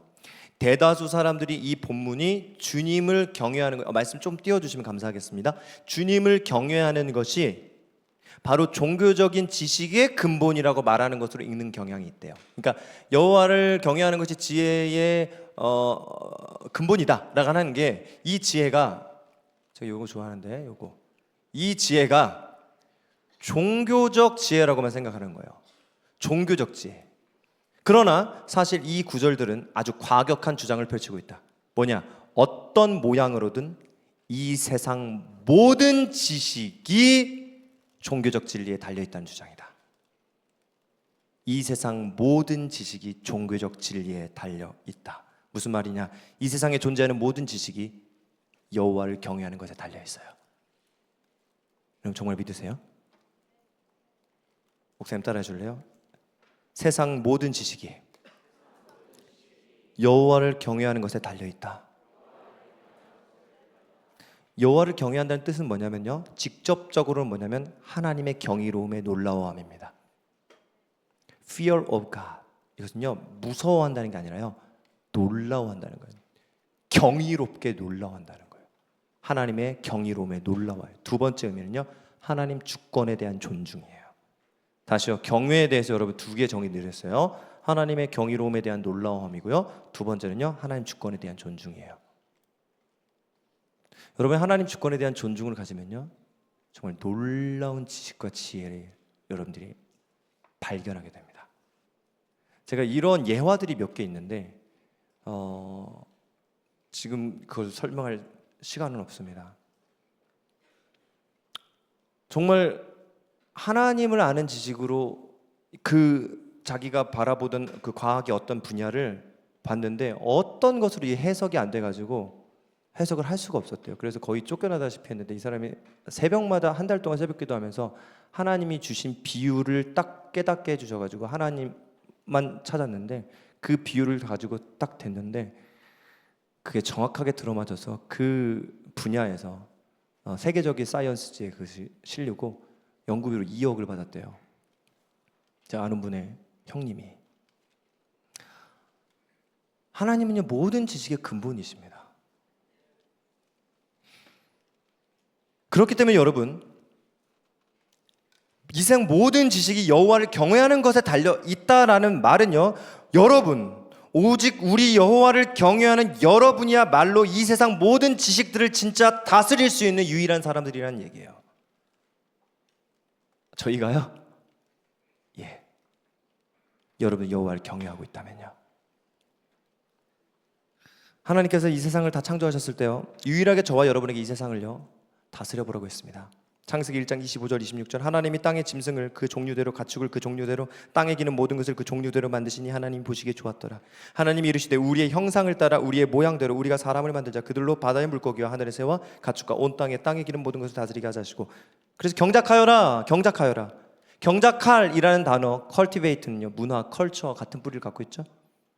그러니까 여러분들이 문화 생활을 하는 것은요, 하나님의 주권으로 땅을 정복하고 생육하고 정복해 나가는 상황에서 결혼을 하고 학교를 시작하고 사업을 경영하고 자동차를 고치고 책을 쓰고 설거지를 하는 모든 일들이에요. 이게 경작하는 거예요. 그런데 그게 어떻게 됐다고요? 타락했다고요. 사람도 세상도 다. 그래서 우린 지금 어떤 과정에 있다고요? 타락 과정에 있다고요? 아니요. 타락한 그 자리에 있지 않고 예수 그리스도의 십자가와 부활 이후 그분께서 성취해 놓으신 당신이 주인이시다. 이제 예수 그리스도가 다시 다스리신다. 라는 그 구속의 과정 중에 있는 것이에요. 그러면 저와 여러분들이 구속의 과정 중에 있는 저와 여러분들도 이제는 예수 그리스도가 이 세상의 주인이심을 다시 회복해 나가는 구속의 과정 가운데 함께 있는 것입니다. 부활 이후 예수 그리스도의 재림 때까지 우리가 할 일이 뭐라고요? 예수 그리스도가 주인이심을 온 우주에, 온 영역에 드러내는 일을 해내는 것이에요. 그러니까 나 한준이는요, 구원이 완성됐죠? 그러나 동시에 구원을 이뤄나가요. 이 세상도 이미 구원됐죠? 예수 십자가 부활해서요? 그러나 구원은요, 이미 이루어졌지만 이루어져 가는 과정에 있어요. 이게 already not yet이죠. 구원받고 회복되어져 가는 그런 우린 소명이 뭐예요? 우리의 소명, 낸시의 표현대로 그저 하늘나라에 가는 것에 불과한 것이 아니라요, 타락 전에 받은 그 소명, 땅을 경작하는 자리로 다시 돌아가야 된다. 그래서 이 구속이라는 단어는요, 단순히 일회적 회심만이 아니라 여러분의 공부도 구속 중에 하나예요. 이해되세요? 여러분 구속을 이뤄나가고 계십니까? 아니요, 목사님, 제가 제일 싫어하는 게 구속이에요. 구속 이거 아니에요. 이번 구속영장 나왔습니다 막 이거 아니에요. 철컹철컹. 구원하고 속해 나간다 이 말이에요. 어떤 친구들은 구속해 나간다를 제가 조직신학 가르치다가 깜짝 놀랐어요. 뭐 구속받았네 막 이렇게 했는데 그 구속을 여전히 그 구속영장으로 생각하고 있었던 거예요. 네, 저 두 친구, 남자친구가 지금 보기가 굉장히 지금 성 정체성에 대해서 상당히 지금 네, 네, 서로 좀 깨워주세요. 네, 거의 좀 한번 해주면 안 돼요, 저 친구들. 너무 진짜 친밀해 보여요. 거의 진짜 정말 내 형제와의 친밀감을 정확하게 보여줬어요. 여기다가 딱 어깨 대고 이 친구 이걸로 딱 잡아주고 이렇게. 또 미소를 짓고 자고 있어. 우리 중고등 워시캠프 오기 전날에 꼭 일찍 주무시고 오셔야 돼요. 네, 둘이 친한 건 괜찮은데 너무 친해. 자, 봅시다. 구속이라는 단어는요, 일회적 회심만이 아니라 여러분의 공부, 여러분의 학업, 모든 것이 다 구속 중에 하나예요. 여러분의 은사를요, 힘껏 활용하셔야 돼요. 힘껏 활용해서 뭘 해야 되는 거예요? 세상을 그리스도의 주되심으로 선포하는 것. 이게 구속이라는 거예요. 자, 마이클 고인도 그의 책에서 이렇게 얘기합니다. 열방의 빛을 에서 이렇게 얘기합니다. 초대 교회는, 조금 더 집중합시다, 로마 사회에서 눈에 띄지 않는 구석자리의 사적 영역에 밀려나는 것을 허락하지 않았다. 로마 제국의 공적인 정책들에 순응하기를 거절하고 대신 성경 이야기를 따라 살아갔다. 교회는 자신을 에클레시아, 곧 새로운 인류의 선구자로서 하나님의 부름을 받은 사람들의 공적 모임으로 불렀고, 오직 미래적이고 내세적인 구원에만 관심을 갖는 사적인 종교 공동체라는 개념을 명백하게 거부했다. 저를 따라하십시오. 에클레시아. 우리 교회는 에클레시아다. 공적 모임이다. 이것을 알고 계십시오. 그래서 여러분과 저는 지금도 구속 중에 있습니다. 세상은 지금도 새하늘과 새 땅을 향해 구속되어가는 과정이 있고, 여러분들을 통해서 주님은 그 일을 이루실 겁니다. C.S. 루이스의 나니아 연대기 보셨어요? 영화로 봤죠? 네. 알았어요. 네. 아니요, 책으로 봤는데요. 그 책 정말 너무너무 놀라워서 여러분들에게 꼭 추천합니다. 아직 안 본 친구 있다면 꼭 너무너무 추천합니다. 방학 기간에 그 책 읽어보세요. 별로 두껍지 않아요. 되게 얇아요. 요만하거든요. 얇아요. 딱 배고 자기 딱 좋아요. 네. 그 나니아 연대기의 마지막 이야기가 이거예요. 우리는 결코 끝나지 않을 위대한 모험의 이야기를 시작한 셈이다. 그것은 이 땅에 어느 누구도 읽지 못한 위대한 이야기로 영원히 계속될 것이고, 각 장은 앞장보다 더 나은 이야기가 될 것이다. 그러니까 이제 우리 앞에 모든 일들을 보고 확신하고 고백하며 살아야 되는데, 내가 갖게 될 직장, 내가 하는 학업, 옷을 디자인하고 아이를 가르치고 건물을 세우고 음식을 만드는 모든 것들이 그분의 구속에 참여하는 중이라는 거예요. 자, 루터의 이야기를 해드릴게요. 여러분, 루터가 이렇게 얘기했어요. 우리가 일을 할 때 우리는 하나님의 손가락 역할을 한다. 저는 지금 하나님의 손가락 역할을 하고 있어요. 여러분들에게 말씀을 전하기 위해 하나님의 입술의 역할을 하고 있죠. 재밌는 표현인데요. 그러니 우리의 직업은 곧 하나님의 가면인 셈이다. 하나님의 가면인 셈이다. 재밌죠? 조금 더 구체적인 얘기를 해볼게요. 오늘 여러분이 먹은 음식은 주님의 지혜입니다. 그 음식은 여러분을 향한 사랑이었어요. 저녁에도 경험하게 되겠죠? 누가 그걸 대신해 줬을까요? 누가 하나님의 가면을 쓰고? 버거킹 알바생이요. 좀 불친절하긴 했어도 어쨌든 가면이에요. 농장 할아버지가요. 집사님들이요. 성도님들이요. 우리 아빠가, 우리 엄마가요. 그러니까 그분은 부모, 교사, 목회자, 축구 코치 등을 통해 아이들을 양육하신다. 누가? 그분이. 이들을 통해 그분이 하신다는 거예요. 여러분, 이걸 보고 계십니까? 이걸 계속해서 볼 수 있어야 여러분, 이것이 기독교 세계관 속에 사는 것이에요. 그래야 여러분이 확신할 수 있는 것이에요. 그냥 세상이 흘러가는 것이 아니구나. 여러분 기억하십시오. 주님은요, 때로는 직접적으로 기적적인 일을 하실 때가 있어요. 그러나 보통은 어떻게 하시냐? 농사, 운수업, 식료품 가공업, 소매업 등에 종사하는 수많은 일꾼들을 통해서 사람들을 먹이십니다. 그렇게 그분은 자기의 주권을 행사하고 계십니다. 누가 주인이세요?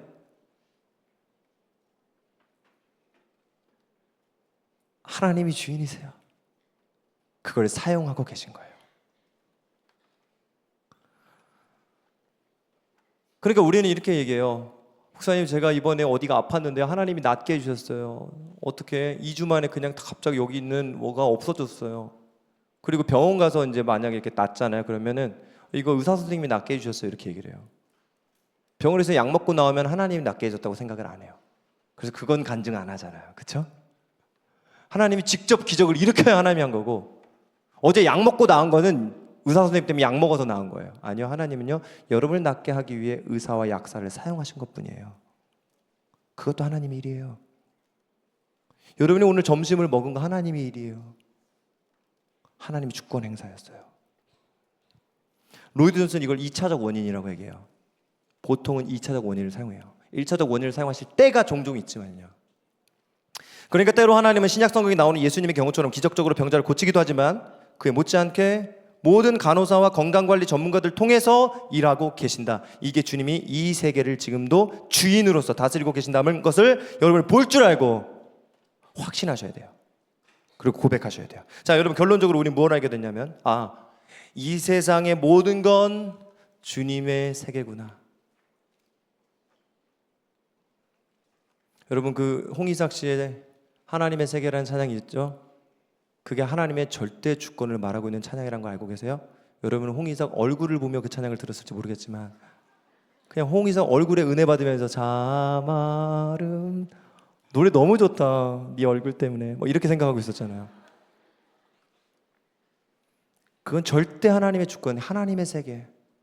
내가 남들이 말하는 길을 가지 않고 남들은 다 뭐라고 할지라도 이 세계는, 내가 사는 이 세계는 하나님의 세계야라고 선언하고 있었던 거였어요. 여러분, 이 결론은 이 세상 모든 건 주님의 것이구나. 모든 지식은 타락했지만 그것조차 주님의 세계고 이제 내가 그 영역을 구속해 나가는 참여를 해야 되는구나. 세 번째입니다. 그리스도인은 예수가 주인이시다를 확신, 고백, 살아감, 선포하며 사는 것입니다.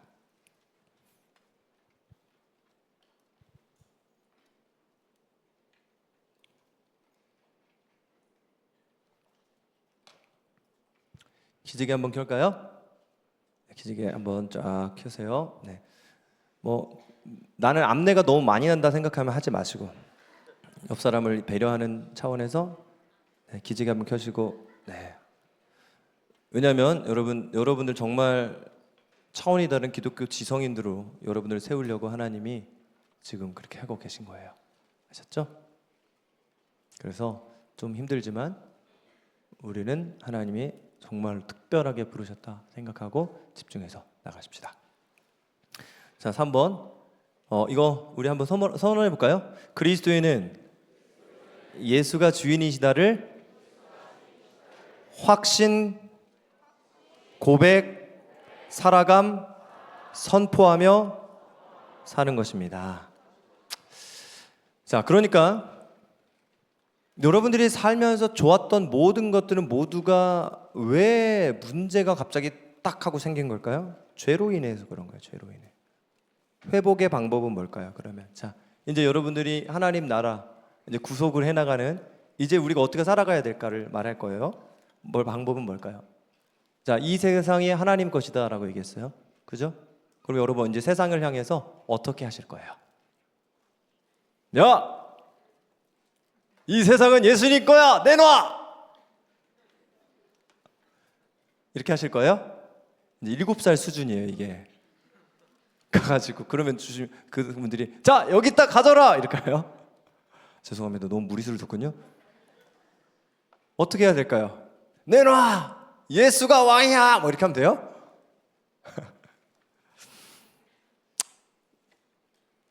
해도 좋은데요. 별로 효력은 없을 거예요. 잘 기억하세요. 회복은 기억하세요.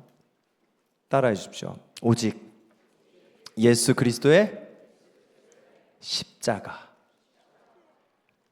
자, 잘 들으십시오. 그분께서 십자가에서 죽으셨고요. 부활하셨어요. 그리고요. 부활하실 때 오직 인류에게만 회복이 시작된 것이 아니라 모든 만물의 회복은 이미 시작됐습니다. 그리고요. 모든 만물의 회복은요. 완성됐습니다. 그리고 우리는요. 완성하신 그 지점과 시작하신 그 지점 사이에 과정이라는 회복의 과정에 그저 동참할 뿐입니다. 주님은요. 반드시 완성해 버리셨습니다. 이게 우리의 구원과도 똑같아요.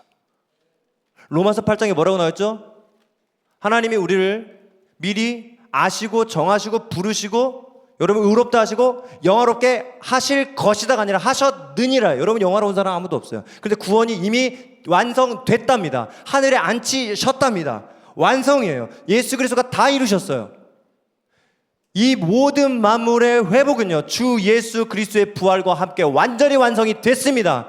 그 시간이 늦게 찾아오는 것 뿐이고요, 우린 그 과정 중에 있을 뿐입니다. 그리고 그 영광스러운 과정에 참여할 자들을 찾고 계신 겁니다. 여러분들에게 달려있는 게 아니라 그리스도께서 이미 해내셨습니다. 여러분 그저 동참할 뿐입니다. 동참하실 분이 누구냐 이겁니다.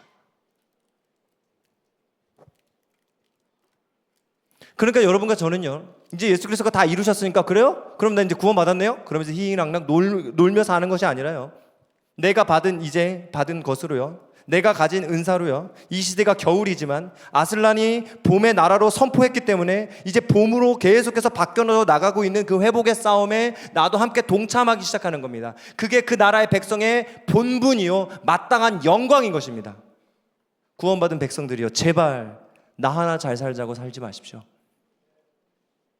저 천국을 여러분 이미 소유하셨다면, 원래 내 몸도 내 것이 아니고 주님이 주신 영원한 생명도 내 것이 아니고 그리스도가 내 안에 사시고 이제 내 안에 예수 그리스도가 사시는 것이 맞다라고 한다면요, 여러분들이 내 것이라고 말하던 이 모든 것을요, 주님 것이라고 먼저 선언하시고 먼저 고백하시고 내가 살아가는 그 자리, 나의 전공이 될 그 자리, 나의 직업이 될 그 자리에서 회복의 역사에 함께 동참하십시오. 그런데 회복이 뭐라고요? 그 모든 영역의 주인이 예수님이시라는 것을 드러내는 것이라고요. 곧 기독교인에게 있어서 선교란, 레슬리 드비긴이 오픈 시크릿에서 말했던 것처럼 세상의 영이 되는 모든 삶의 영역에서 예수는 만유의 주님이라는 고백을 행동으로 옮기는 일이다. 다시 한번요, 예수가 만유의 주인이라는 고백을 행동으로 옮기는 일이다. 책에 이렇게 나왔어요. 창조세계의 모든 영역에서 예수님의 주되심을 실현하는 것이 교회 선교의 핵심이다. 여러분은요,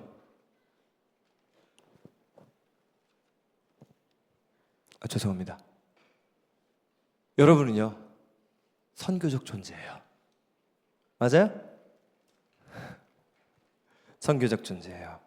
근데 선교의 핵심이 뭐라고요? 창조세계의 모든 영역에 예수의 주되심을 실현하는 것. 결국 모든 영역의 왕은 예수임을 드러내는 것이에요. 다른 말로 해볼까요? 모든 영역이 하나님의 나라인 것을 드러내는 삶입니다. 모든 영역이 하나님 나라인 것을요. 그럼 그거 어떻게 할까요? 이제 방법을 가르쳐 드릴게요. 뭔가 애매하죠? 예수가 왕 어떻게 하라는 거예요 도대체? 그래서 이제 알려드릴게요. 여러분, 헤롯이 왕이던 시절에, 누구도 헤롯 왕 외에는 없던 그 시절에, 그 시대에 한 아이가 태어납니다.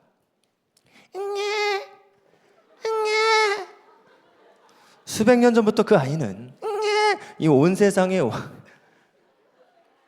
왕이라는 것이 예언되었습니다. 한 번 더 해드릴까요? 라고 하면서라도 깨어 있으세요. 네. 그 소식을 들은 헤롯 왕이 모든 히브리 사안의 아이들을 죽이기 시작했습니다. 왠 줄 아세요? 왕을 없애려고요. 이 시대의 왕은 나니까 그것도 진짜 왕을 없애려고요. 여러분, 예수님께서 이 온 우주의 진짜 왕이신 걸 이제는 확신하십니까? 자, 첫 번째 확신을 하셔야 돼요. 이제 고백할 차례를 드릴게요. 자, 예수 그리스도가 진짜 온 우주의 왕이심을 확신하십니까? 믿으십니까? 그래서 세상은요, 그게 제일 듣기 싫대요. 이 세상의 왕은 결코 예수가 아니고 내 인생의 왕은 더더욱 아니다. 이게 이 포스트 모더니즘이에요. 헤롯이요, 이 세상의 왕은 나 외에 없다라고 말한 것처럼 이 포스트 모더니즘 시대는 모두가 헤롯 왕이 되어서요, 나 외에 왕이 또 있다고 말하지만 내 인생의 주인은 나야, 내 거야, 내 몸이야, 내 삶이야, 내 인생이야. 건들지 마요. 그냥 할 거예요. 내 거예요. 엄마가 뭔데, 아빠가 뭔데, 목사님 뭔데, 선생님 뭔데, 내 거예요. 헤롯 왕이 되어서요, 예수 그리스도가 왕이라는 것을 다 말살시켜버립니다. 내 인생의 왕은 바로 나야. 인간이 최고다. 우리가 최고다. 가끔 우리 사랑하는 용인 도로 타다 보면은 용인 슬로건이 좀 그래. 사람 중심 용인. 인본주의죠. 사람 중심 새로운 용인. 네, 하나님 중심이에요. 세상은요, 이 세상의 왕이 예수라는 걸 너무나 싫어해요. 너무나 싫어해요. 이 시대 헤롯들이요, 기독교가 예수의 왕이라고 말하면 입을 막아버려요. 기독교가 예수가 왕이다, 입을 막. 여러분, 그러니까 복음의 시작은요, 예수님이 여러분 십자가 탁 올라가실 때 팻말 위에 뭐라고 쓰여 있었어요? 유대인의 왕 나사렛 예수죠. 이게 복음의 시작이에요. 십자가 위에서 온 유대와 세상에 잠잠히 예수가 왕이심을 선포합니다. 그것이 복음의 시작이었어요. 복음이 완성되는 날은요, 잘 들어요? 이제는 예수님께서 이제 유대 땅에서만 왕이 아니라 이 온 우주의 단 하나의 영역도 남김없이 온 하늘과 온 땅에 예수가 왕이시다를 온 하늘 위에서 예수 그리스도가 천사들과 함께 내려오시며 예수가 왕이심을 선포하는 그때 이 복음이 완성되는 때입니다. 그리고 그때 진짜 주가 진짜 주 노릇을 완벽하게 할 새하늘과 새 땅이 시작되는 그날 아침, 여러분은 그날 아침을 기다리는 겁니다. 알고 계세요? 우린 그래서 아슬란이요, 다시 아슬란이 완전히 완벽하게 온 우주의 단 하나 영역도 남김없이 통치할 그날을 기다리는 사람들처럼, 백성들처럼 이 겨울 마녀의 세상을요, 이 바벨론 땅을요 살아가고 있는 중이에요. 아슬란이 왕이다 선포하면서요. 여러분 그거 아세요? 막 싸우는 장면 보셨어요? 영화에서? 싸우는 장면 보면 저기 아슬란의 백성들과 저쪽 그 마녀 이름 잘 모르겠어요. 뭐예요? 뭐라고요? 아무튼 좀 정말 쌀벌하게 생긴 여인 있잖아요. 네, 그 겨울 마녀의 나라에 그쪽 싸우는 존재들은 생긴 게 왜 다 돼지하고 염소하고 이렇게 섞어놓은 거 이상하잖아요. 그래서 딱 싸움이 시작되죠. 그래서 팍 붙으려고 할 때 걔네들이 처음에 뭐라고 외치며 달려가는지 아세요? 알아요? For Aslan 하고 가요. 이게 하나님 나라 백성의 삶의 모습이에요. 지금 살아가는 삶이요. 예수 그리스도가 온 우주의 왕이심을 완벽하게 드러내시고 완벽하게 통치할 새하늘과 새 땅이 오기 전 이 땅의 삶은요, 하나님 나라에 구원받은 백성들이 그 하나님의 통치의 나라를요 만들어가는 것이에요. 그래서 그 십자가 팻말 위의 복음 시작, 재림시 선포될 복음의 완성 사이에 살아가는 저 여러분, 그 복음을 사는 우리의 역할은 당연히 뭐겠습니까? 내가 살아가는 모든 영역에서 예수가 왕이심을 선포하는 겁니다. 그럼 여기저기서 예수가 왕이다 소리치면 돼요? 아니요. 그곳에 예수가 왕이심을 드러내는 게 하나님의 나라를 드러내는 거라고요. 하나님 나라라는 걸 드러내라는 거예요. 무슨 말인지 아세요? 여기가 우리 아빠 땅이라는 것을 고백하라는 겁니다. 드러내라는 겁니다. 무슨 말이에요? 이곳의 주인은 그분이시라는 걸 나부터 잊으면 안 된다는 얘기예요. 이해되세요? 그래서 여러분 그리스도인은요 어딜 가든 두려워하지 마십시오. 담대하십시오. 여러분이 얼마나 두렵고 떨리는 곳에 가셔도요 이곳의 주인이 아빠, 우리 하나님 아빠라는 걸 아셔야 돼요. 아셨습니까? 여러분이 제일 떨릴 때가 언제예요? 우리 입시생들 면접 볼 때죠? 그때 생각해요. 이 대학은 우리 아빠 대학이야. 그렇다고 말은 하시면 안 돼요. 면접 가는 때 이 대학은요 우리 아빠 겁니다. 여러분 바로 떨어집니다. 하나님도 그때는 어쩔 수가 없어요. 도대체 제가 왜 저러지 지금? 설명이 안 되잖아요. 설명이. 거기서 기독교 세계관 공부를 시킬 거예요. 그 교수님에게. 마음을 그렇게 먹고 가십시오. 하나님이 다스리신다. 면접 또한. 여러분도 잊으시면 안 돼요. 그래서 이 두 가지를 기억하십시오. 첫째는요, 이 공부를 통해, 이 전공을 통해, 이 직업을 통해 이것을 만드신 왕의 이름이 높임받는 거예요. 이게 하나님 나라로 살아가는 거예요. 이곳이 주님 것이라고 선언하는 거예요. 첫째가 뭐라고요? 이것을 만드신 왕의 이름이 높임받도록 여러분의 모든 공부와 학업과 직장과 전공을 사용하셔야 돼요. 아셨습니까? 여러분이 하는 모든 것을 통해 하나님의 이름이 높임받아야 됩니다. 둘째는요, 예수가 왕이신 나라의 특성을 드러내는 통로가 되십시오. 이거예요. 자, 하나님의 영광을 높이는 거예요. 이제 여러분 결론이에요. 이건 잘 적어놔야지. 기독교 지성인들이요. 첫 번째가 뭐라고요? 이 모든 걸 만드신 왕의 이름이 높임받는 거요. 두 번째는요, 예수가 왕이신 나라의 특성을 나타내는 통로가 되십시오. 자, 그러면 예수가 왕인 나라의 첫 번째 특징은 뭐냐면요, 절 따라해줘요. 거룩. 그 다음에는 어떤 특징이 가냐면 의와 평강과 희락. 정의, 평화, 희락. 첫째는요, 뭐라고요? 이 영역을 주인께서 영광 받으시도록 하셔야 돼요. 두 번째는요, 이 영역에 예수가 주인이심을 어떻게 드러낸다? 이 영역에 예수가 주인이신 나라의 특성을 드러내면 되는데, 거룩이다, 의다, 평강이다, 희락이다. 의를 다른 말로 하자면 정의, 평화, 희락이다. 이제 마지막입니다. 그러면 이제 구체적으로 나가도록 하겠습니다. 네 번째, 결국 성령을 통한 예수의 주되심 실현하기. 네 번째입니다. 결국 성령을 통한 예수의 주되심 실현하기. 마지막입니다. 여러분 그냥 이렇게 알고 끝나는 게 아니라 이제 어떻게 살아야 될지 아셔야 될 거 아닙니까? 자, 그럼 하나님 나라 어떻게? 하나님 나라. 자, 이제 예수가 왕이심을 드러내는데 예수가 왕인 나라의 특성을 드러내는 것이에요. 여러분의 이제 가지게 될 직장에서요, 가정에서요, 일상에서요. 자, 여러분 나라의 국가의 구성 요소 세 가지 뭐죠? 주권, 국민, 영토죠. 이 세 가지가 모두 있어야 국가죠, 나라죠. 자, 이 세 가지 중에 뭐가 가장 중요하다고들 해요?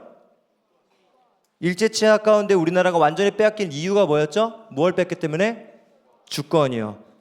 여러분, 왕이 이 통치권, 주권을 가지고 나라를 다스립니다. 나라라고 했을 때 이 마태복음 6장 33절 오늘 본문 한 번만 띄워주세요.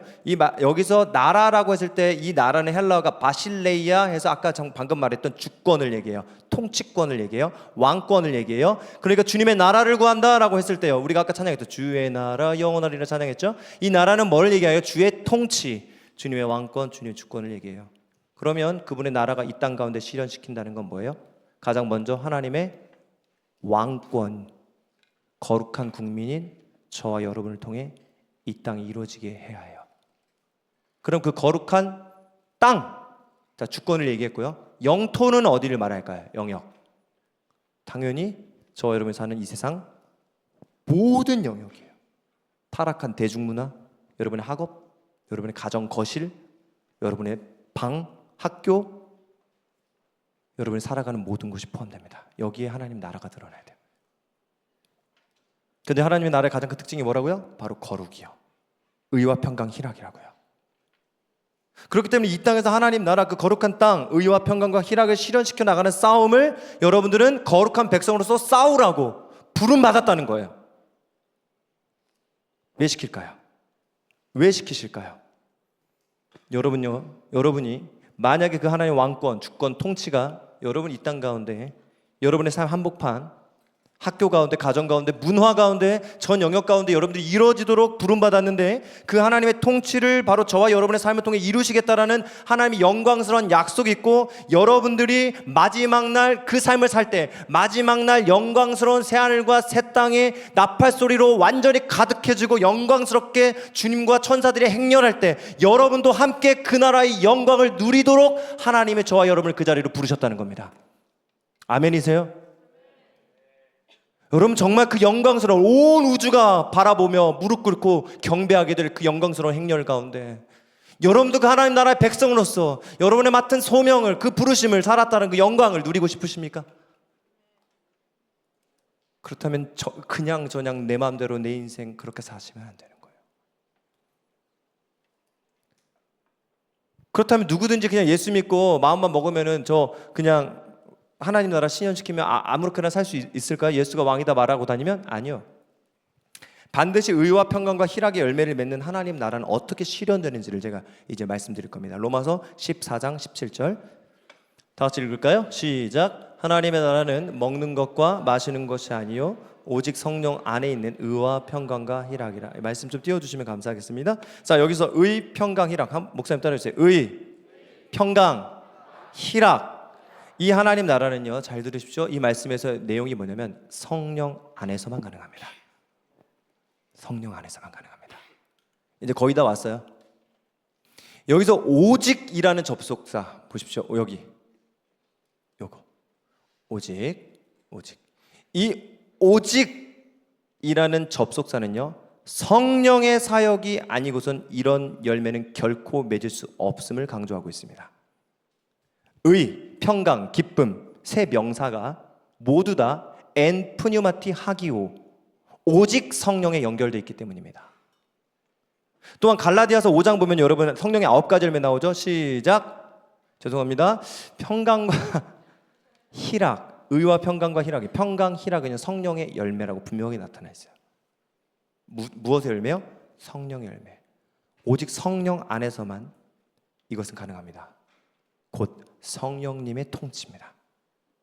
그렇다면 바로 됐습니다. 여러분이 밟은 이 땅에 하나님의 나라가 경험되어지도록 하기 위해, 곧 의와 평강과 희락이 이루어지도록 그분의 통치와 그분의 왕권, 그의 나라가 가장 먼저 이루어져야 할 곳은 어딜까요? 바로 그 거룩한 백성인 저와 여러분의 이 조그마한 마음에 하나님 나라가 가장 먼저 이루어지게 할 때 여러분이 걸어가는 그곳에 하나님 나라가 임하는 것이에요. 여러분이 가는 곳에 정의가 펼쳐지고요, 여러분이 가는 곳에 평화가 펼쳐지고요, 여러분이 피스메이커가 되고요. 여러분이 가는 곳에 희락 메이커가 되는 거예요. 여러분의 존재가 바로 하나님의 나라를 통치하는 가장 중요한 키라는 걸 잊지 마십시오. 어떻게 하면 된다고요? 여러분이 먼저 하나님의 나라를 사셔야 여러분이 가는 곳에 하나님 나라가 이루어집니다. 아멘이십니까? 잊지 마세요. 가서 바꾸려고 어떻게 바꾸려고 여러분들이 막 하는 게 아니라요. 먼저는 여러분이 먼저 하나님의 나라를 사셔야 돼요. 어떻게 해요? 성령 안에서 가능한 거예요. 그분의 통치가 온전히 내 마음속에서 이루어진 그 순간 여러분이 밟아가고 있는 이 땅들은요 거룩하게 변하기 시작하고요, 정의가 실현되기 시작하고요, 여러분이 가는 곳에 평화가 계속 따라오게 되고요, 여러분이 가는 곳에 항상 희락이 있습니다. 여러분, 아까 전에 우리 세 번째 찬양 주기도문 찬양했는데요, 예수님이 가르쳐준 기도문에 처음 주기도문 어떻게 시작해죠? 네, 노래를 부를 필요는 없고, 하늘에 계신 우리 아버지여 이름이 거룩히 여김을 받으시오며 나라가 임하시오며. 자, 이 나라가 바실레이아예요. 주님의 통치가 이루어지며. 자, 뜻이 어디에서 이루어진 것 같이? 그 다음 어디에서 이루어지다? 땅에서도 이루어지다. 이것이 저와 여러분의 부름받은 거예요. 자, 그렇다면 그분의 이름이 거룩히 여김을 받기를 원하고 바로 그 다음에 기도하는 것이 거룩하신 주님의 나라를 구하는 건데, 주님의 통치를 구하는 거라고 했어요. 나라는 통치라고 했으니까 그걸 어디서? 하늘에 이루어지듯 이 땅에서도 이루어지는 거예요. 그럼 그 땅 중에 가장 가까운 땅은 어디예요? 각자에게 가장 가까운 땅은요, 바로 여러분의 마음입니다. 바로 여기예요.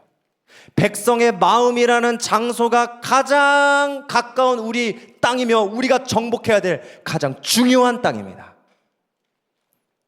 무엇보다 내가 거룩한 분의 통치를 내가 받는 백성이 되셔야 여러분이 밟는 곳이 거룩한 땅, 거룩한 하나님 나라가 되어가는 것이에요. 우리 이제 그 예수님 믿는다고 하면서도요, 사실 살면서 얼마나 내 삶의 통치권을요 내 손으로 꽉 쥐고 사는지 몰라요. 그래서 결국엔 언제나 내가 하고 싶은 대로, 내가 원하는 대로 결국에는 어떻게든 해버리고 말잖아요. 모든 선택과 결정의 기준은 내 주권과 내 뜻과 내 즐거움, 이것이 전부였잖아요. 그래서 내가 주인이니까 여전히 오늘 본문 마태복음 6장 31절처럼 이 땅에서도 내가 먹을 것, 내가 염려하고 내가 두려워하며 내가 그것을 채우려고 하는 겁니다. 하지만 저 천국의 시민권을 가진 그 마지막 놀라운 영광스러운 영광의 행렬에 함께할 천국 백성이신 여러분, 천국 시민권을 가지고 계신 여러분은요 절대 이방인처럼 세상 사람들처럼 그렇게 사는 거 아닙니다. 왜죠? 로마서 14장 17절이요, 하나님의 나라는 먹는 것과 마시는 것이 아니요 오직 성령 안에 있는 의와 평강과 희락이라. 여러분이 이걸 기억하셔야 돼요. 하나님 나라의 특징은 분명 의와 평강과 희락인데요, 여러분이 하나님의 거룩한 백성이 맞다면요, 여러분이 성령 통치 받지 않고요, 거룩한 것을 택하지도 않으며 살고 있고 여전히 세속가치대로 거룩하지 않은 것을 선택하고 즐기고 살 때 여러분은 절대로 성령 안에서 의와 거룩함과 평강과 희락을 누릴 수가 없어요. 여러분에게는 평화가 없습니다. 그럼 우린요 그 나라를 세울 수가 없어요.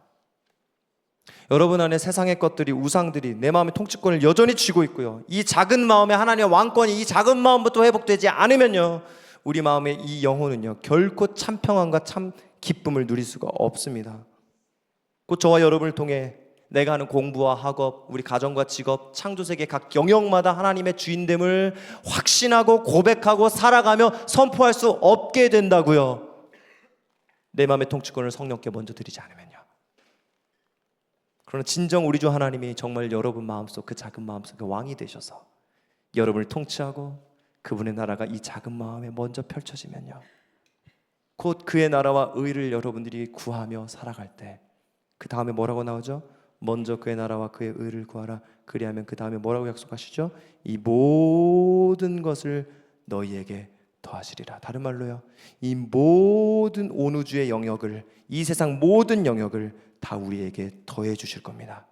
그러니까 정말 말씀 그대로 여호와를 경외했더니, 여호와의 주권을 인정했더니 우주의 전 영역에서 가장 큰 지혜를 갖게 됩니다. 주님이 여러분에게 주실 거거든요. 여러분 신기해요. 정말 먼저 하나님 나라가 내 안에 이루어지기만 하면요, 여러분이 걱정하고 그토록 염려하며 쩔쩔매며 머리 쓰고 계산하고 플랜 짜고 했었던 모든 염려들이 하나님 안에서 다 해결이 되는 것을 눈으로 경험하기 시작합니다. 여러분이 하게 될 공부, 대학, 입시, 직장, 전공, 이 모든 것을 너희에게 더하시리라는 약속에 포함되어 있습니다. 이 모든 것입니다. everything입니다. 여러분, 군인이 나라를 위해 자신의 삶을 바치고 살아가면요, 나라가 세워져요. 그거 아셔야 돼요. 근데 그러면 군인의 삶과 가정은요, 나라가 책임집니다.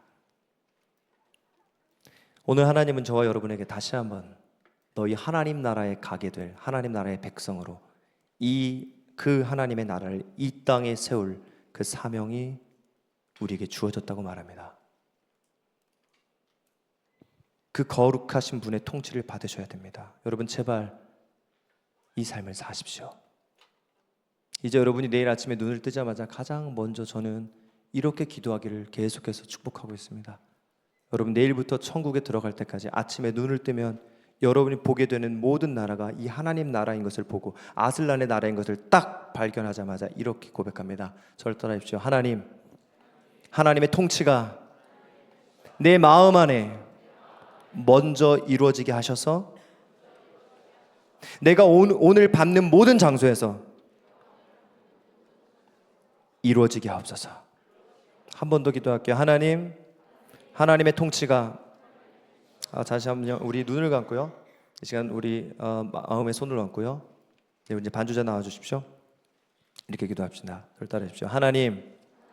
하나님의 통치가 내 마음 안에 먼저 이루어지게 하셔서 내가 오늘 밟는 모든 장소에서